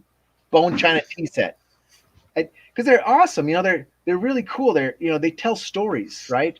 Like, if you have a coffee table that was from the 60s, that coffee table was made with, could have been made with care and love, and it sat across the TV watching the civil rights struggle. I mean, I'd rather have that than go to IKEA and get this crappy piece of shit coffee table that saw me struggle with an Allen wrench for 4 hours. It's a no-brainer. But the really cool thing about the antique stores is, I mean, everything's got a story. It's all really cool old things. Unless you're old, then they're just your things. But it's still magical, Little side story. Across the street where I moved in, then the old couple died, and I went to get their 2 beautiful wing chairs. Okay, actually, to be honest, I think they went to a convalescent home, but for all I care, they're dead. No. Anyway, I got these 2 beautiful chairs, and one's behind me, the green one. I brought them home and I set them up in the living room. My little girls were like, "Oh, those are pretty." It's like, "Yeah, they were only $20 each." I said, "Why are they so cheap?" I said, "Oh, well, the couple across the street, these were their suicide chairs. Yeah, they helped. Just put plastic bags over the head and went to the crossed over." They were freaked out. But that's the kind of damaged goods I am. I know I look like Matt Damon fucked Mark Wahlberg, but this is a bad place, a dark place.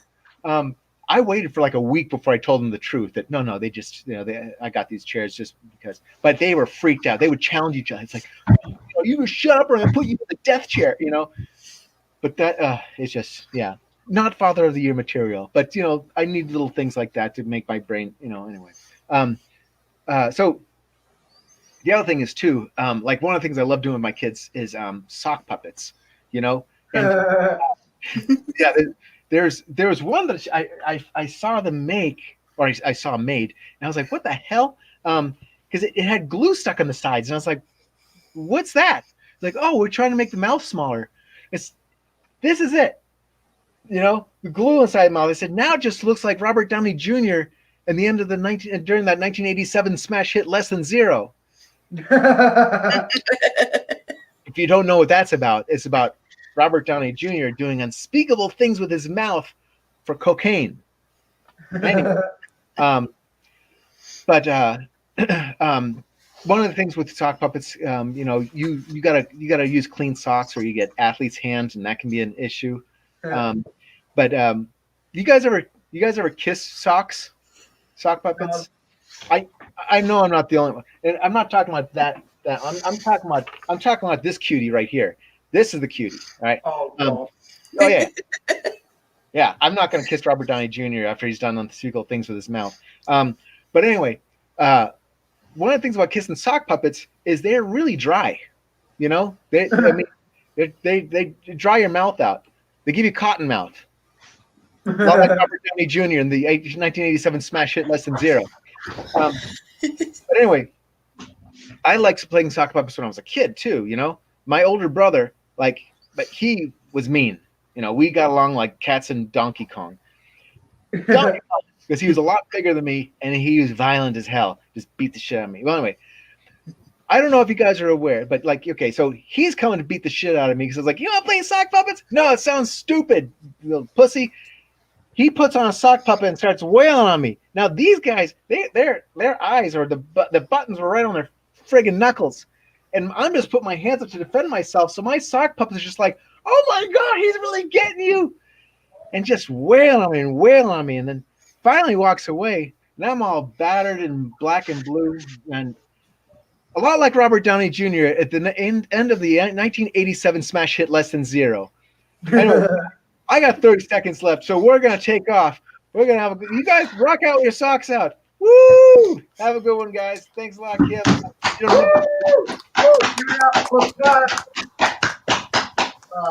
Talking about antiques, Kurt, I should know about antiques because I used to live in one. Not my mother. No. I was going to say, your mother. Okay. No. She's not that old. She's only 34. But she's getting there. One day she'll go in a fucking home. One day I'll kick her out. One day I'll get that fucking lovely. You'll get her antique chairs? One day I'll get that double bed. I'll get that double bed, you bitch. Do you know how many pillows you can fit on a double bed? Oh, yeah. I'm trying not to go psychopathic right now. It's like, I want that bed. I will do anything for that bed. I will slice her fucking neck for that bed. Anyway, right. But yeah, talking about antiques, I used to live in my granddad's flat. Yeah. There was some good stuff in there.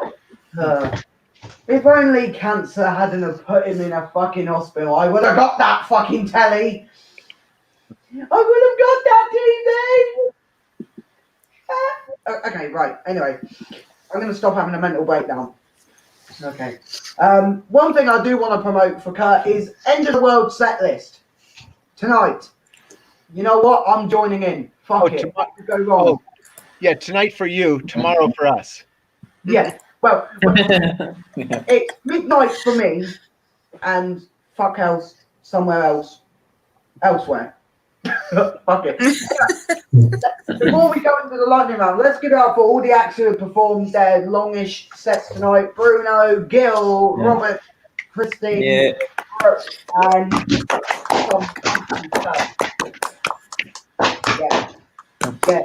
get it. Right, here we go. It's time for the lightning round. You will each get 2 minutes. I will be timing it because I'm not a dick.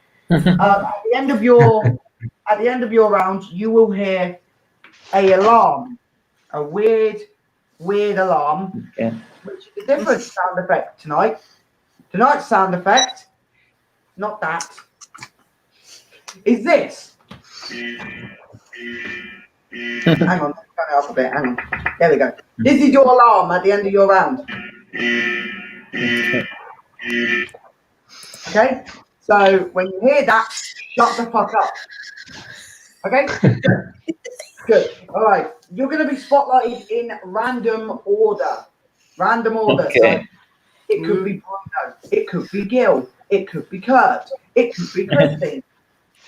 Robert's just sat there like, yeah, bring it on, you cunt. Bring it on. Bring it fucking on, you little shit. Now he's like, yeah, come on, lad. I want crack cocaine. I promise I'm not a drug addict. I'm not. Maybe. Okay. Right. Who's going first? Who's gonna go first? Robert's like, yeah, after this, I'm gonna get me dick out. That's what I'm gonna do. Yeah, anyway. Right. Who's first? Who's first? The first 2 minutes is who looks not ready? Who looks not ready? Gil, 2 minutes. Hi, how are you? Again and again. So I went. I've got married. Yeah. So thank you. Yeah. I went with my wife to gynecologist. Yeah, and because we want that she will. We want to get pregnant. I mean that she will be pregnant, not me. Yeah. So we went to gynecologist, and when we get there, my wife went outside the room, so she left us together alone. And I thought, what I will talk to him about? Okay, what I will talk to him about with the doctor. And so I wanted to break the ice. So I told him like, so vagina, huh? Yeah. And then my wife came in, so I told her we just talked about you. Yeah.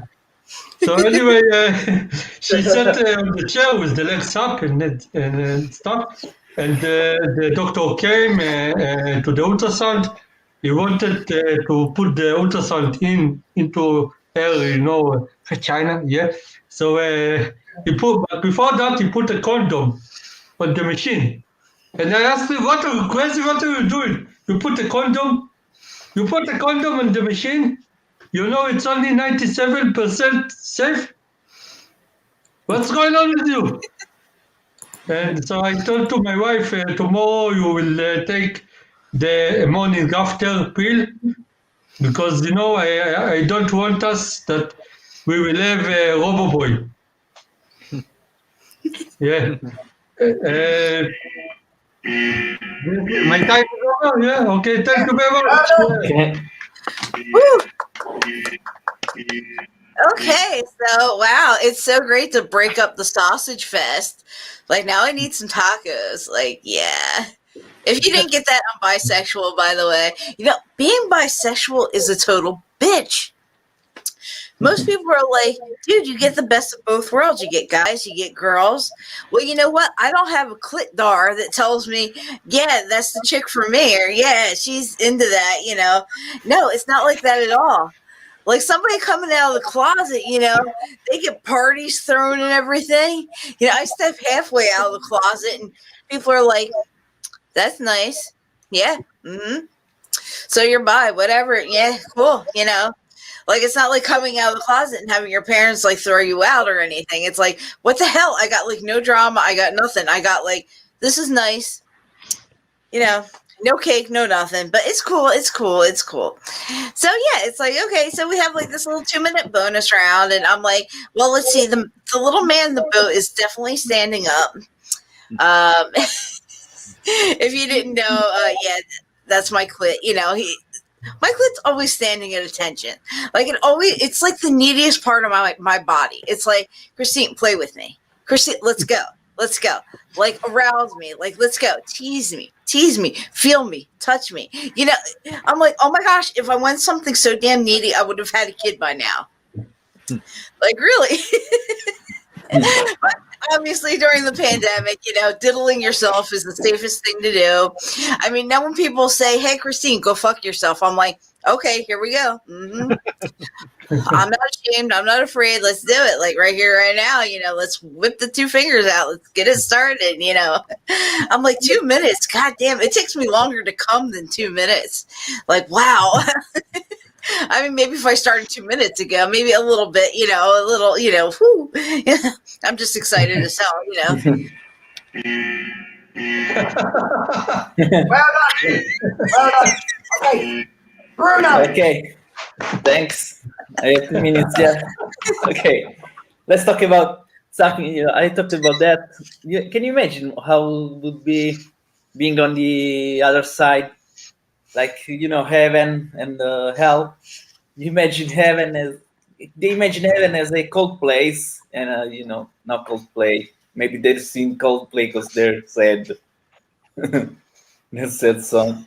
So they're all cold. And they were all angels singing, maybe imagine all the people living life in peace. No, that would be that would be not a better praise for me, maybe. Well, then all singing for this God. Who's this God? I don't know. I prefer the dead. It's more funny. He came also to the earth. He came to take people, take them to hell. Maybe hell is a better place. There are old people talking to you.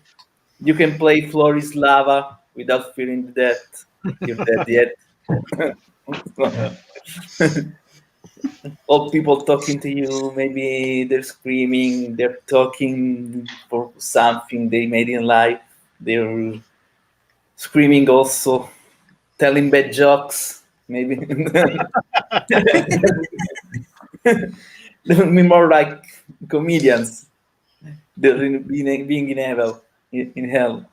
Then there will be this Satan. There's more assumed like a fireman. And he said, the fireman saved people.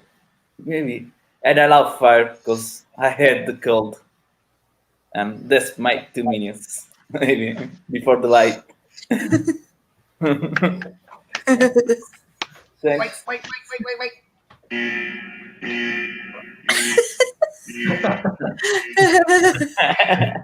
Siren, shut the fuck up! I get the fucking point! Hello. Shut up, you cunt! Hello, thank you. I hate modern because I'm 44 years old. Modern normally comes across as something that is updated and improved, but normally what I find is it's overcomplicated and shit.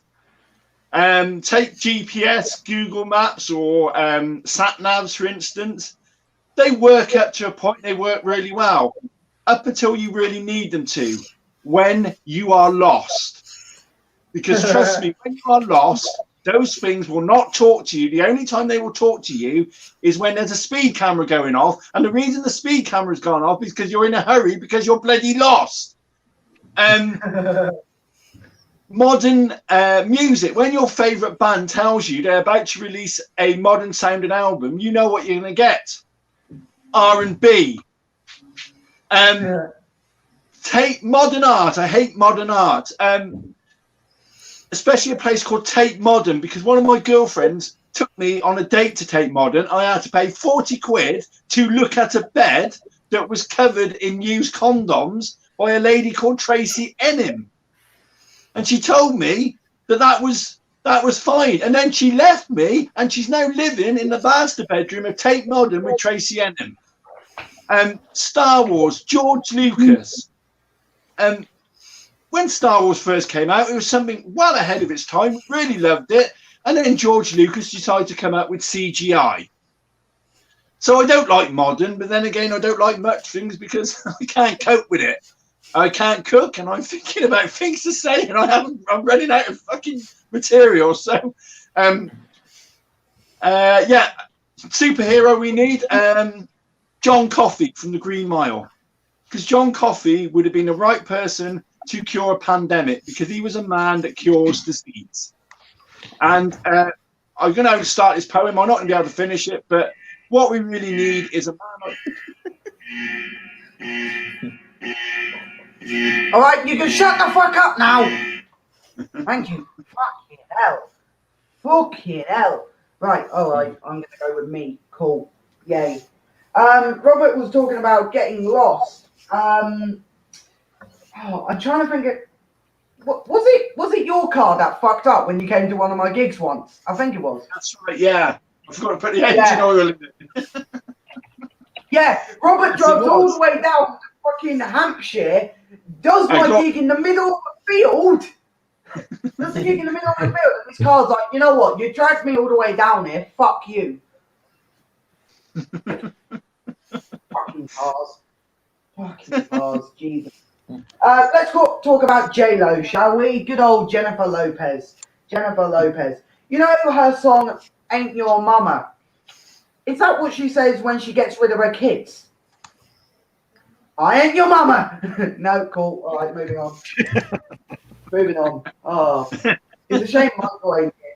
It's a shame Michael Monkhouse ain't here. We would be having a lot of Spice Girls references right now. What can I? Okay, right. Food banks. Okay, so the pandemic got so bad at one point that I had to go to a food bank. If you don't know what a food bank is, pretty self-explanatory. It's a bank with food. It's a fucking food bank.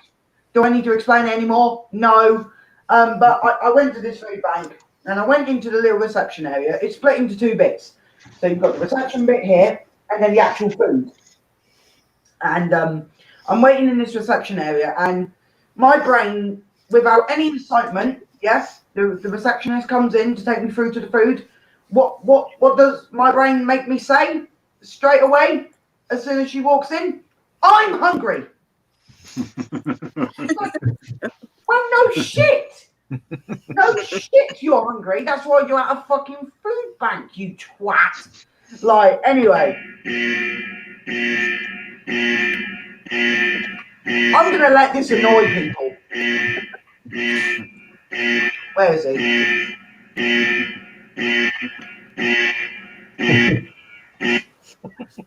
Go, Curt. All right. So Robert was talking about superheroes. Now, okay. I used to go to LA to do it's called clapping for money when we fill seats for game shows. And what they'll do is they'll throw you candy in between, but you're clapping for money. It's like, okay, clap, applause. Before you get onto the set, then you're put in a little corral and you're in that little pen and you got to wait before the last group leaves. So we're at Warner Brothers or one of those, and then we're shuffled in there, and security is there, and this guy in front of me is like, "Hey, security, I gotta take a piss," and she said, "Sorry, can't let you in. Gotta wait." Starts walking away. Then she stops, turns around, and says, "Hey, bathroom man, come with me." And I said to the person behind me, "Bathroom man, I miss the old Avengers. Who are these new guys?"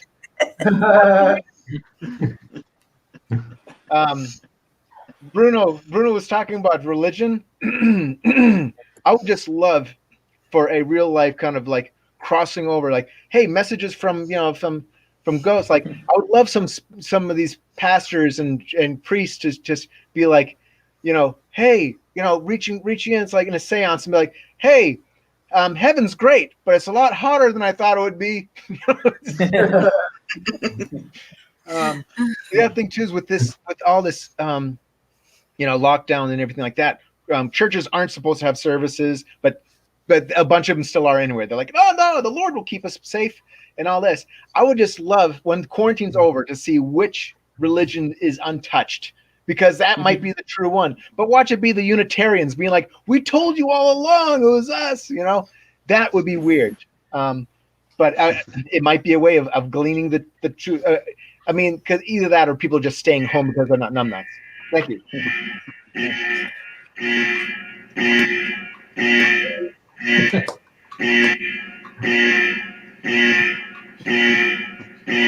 All right, did you shut up? I said shut up! Shut up, you bitch! Thank you. Thank you. Give it up for all our lightning rounders: Kristine, Bruno, Gail, Robert, and Curt. I felt like I had to give you the instruction to clap at that point. It was like, clap for everyone. Like, it's like, fucking clap!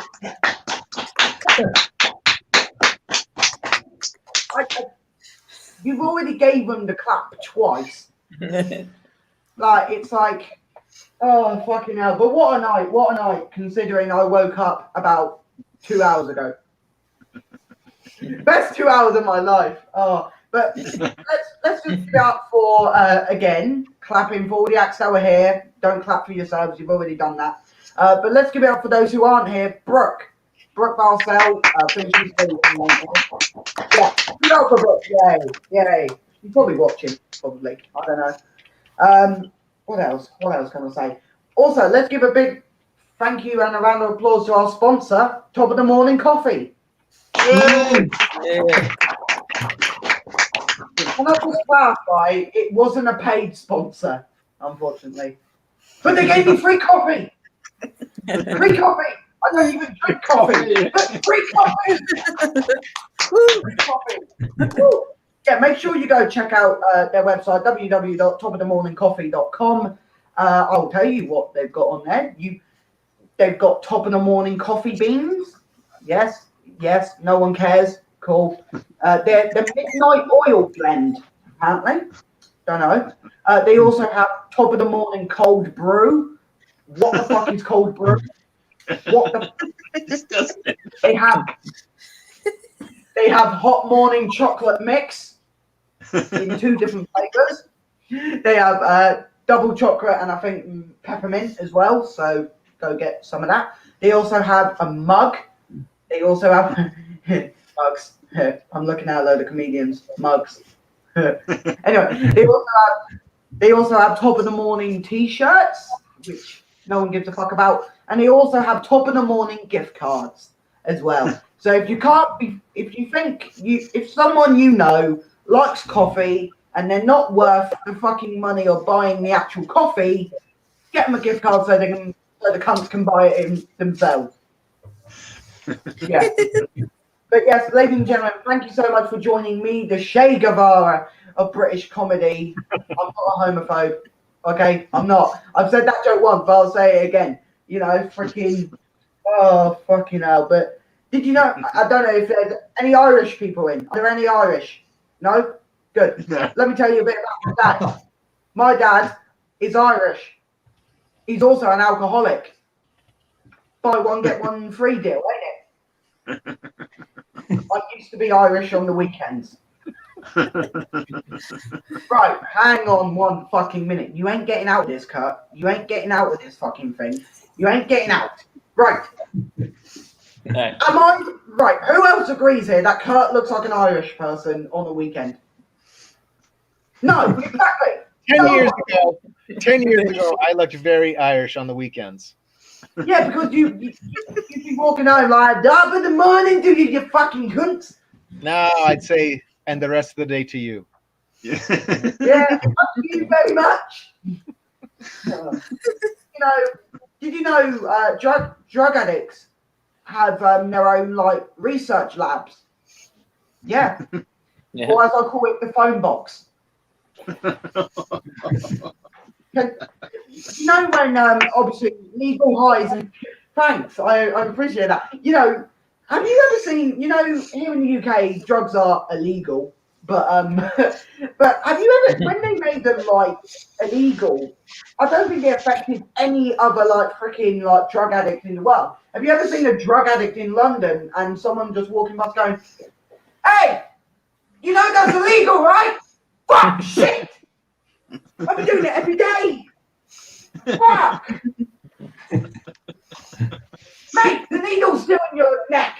Fuck! Woo! I feel woozy. Oh, fucking hell. That is a bad representation of drug addicts. If there are any drug addicts watching, here's some drugs. Here's some drugs.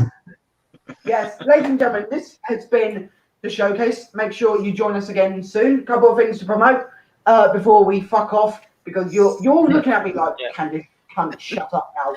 Shut up. Get on with it. You look like a drug addict. Yeah, I know. A couple of things to promote. First of all, make sure you go check out Gil's show on Sunday. I'm on there. Brooke's on there. Loads of other people are on there as well. Yeah, go check out that show. I'm sure it will be fun. Me calling a load of people twats and cunts all the time. It's fun. That's how I go through my life. Anyway, what else? End of the world set list with Curt. Make sure you go check that out at midnight UK time. I'll be there. Anyone who's not done it before, as Curt has said, and I quote, check out our YouTube set list without a net or stand up without a net somewhere along there. Go check that out if you want to give it a try. Me and Curt tried a little bit the other day. Pony punch. Pony punch. Pony fucking punch. But yeah, go check it out. It'll be fun. It'll be fun, and you get to see me like break down under pressure. You're not the only one, Rob, who can't take pressure. Ben, if I had a computer, I'd be fucked. So well done. Even You're if you Kristine's a regular there. Right, Rob, if you turn up to one of my gigs and you start having a heart attack, you're dead, mate. You're fucked. Royally and I know literally you're a good fucked. first aid, but I don't expect you to come over from Hampshire, especially not in my cars. Oh, I love it. Oh, one more time, give it up for everyone who's performed tonight.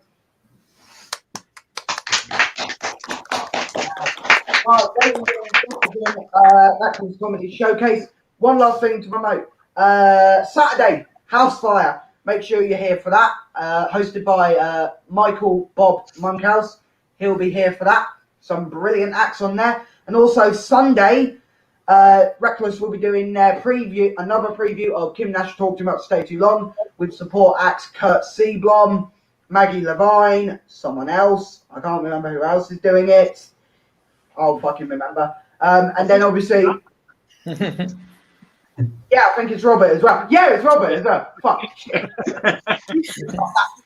Anyway, but ladies and gentlemen, this has been Reckless Comedy. We will be back live on Saturday night. Once again, I have to make this clear. I'm going to be saying this during every show, and I know I'm bringing the atmosphere down now. If you sexually harass or assault anyone, you will not be welcome at these mics. Yeah, that's just me being inspirational.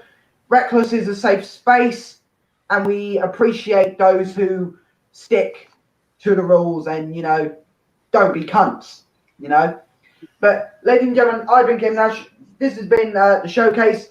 Make sure you join us again soon. Let's just clap it out. Thank you very much. Goodbye, everyone.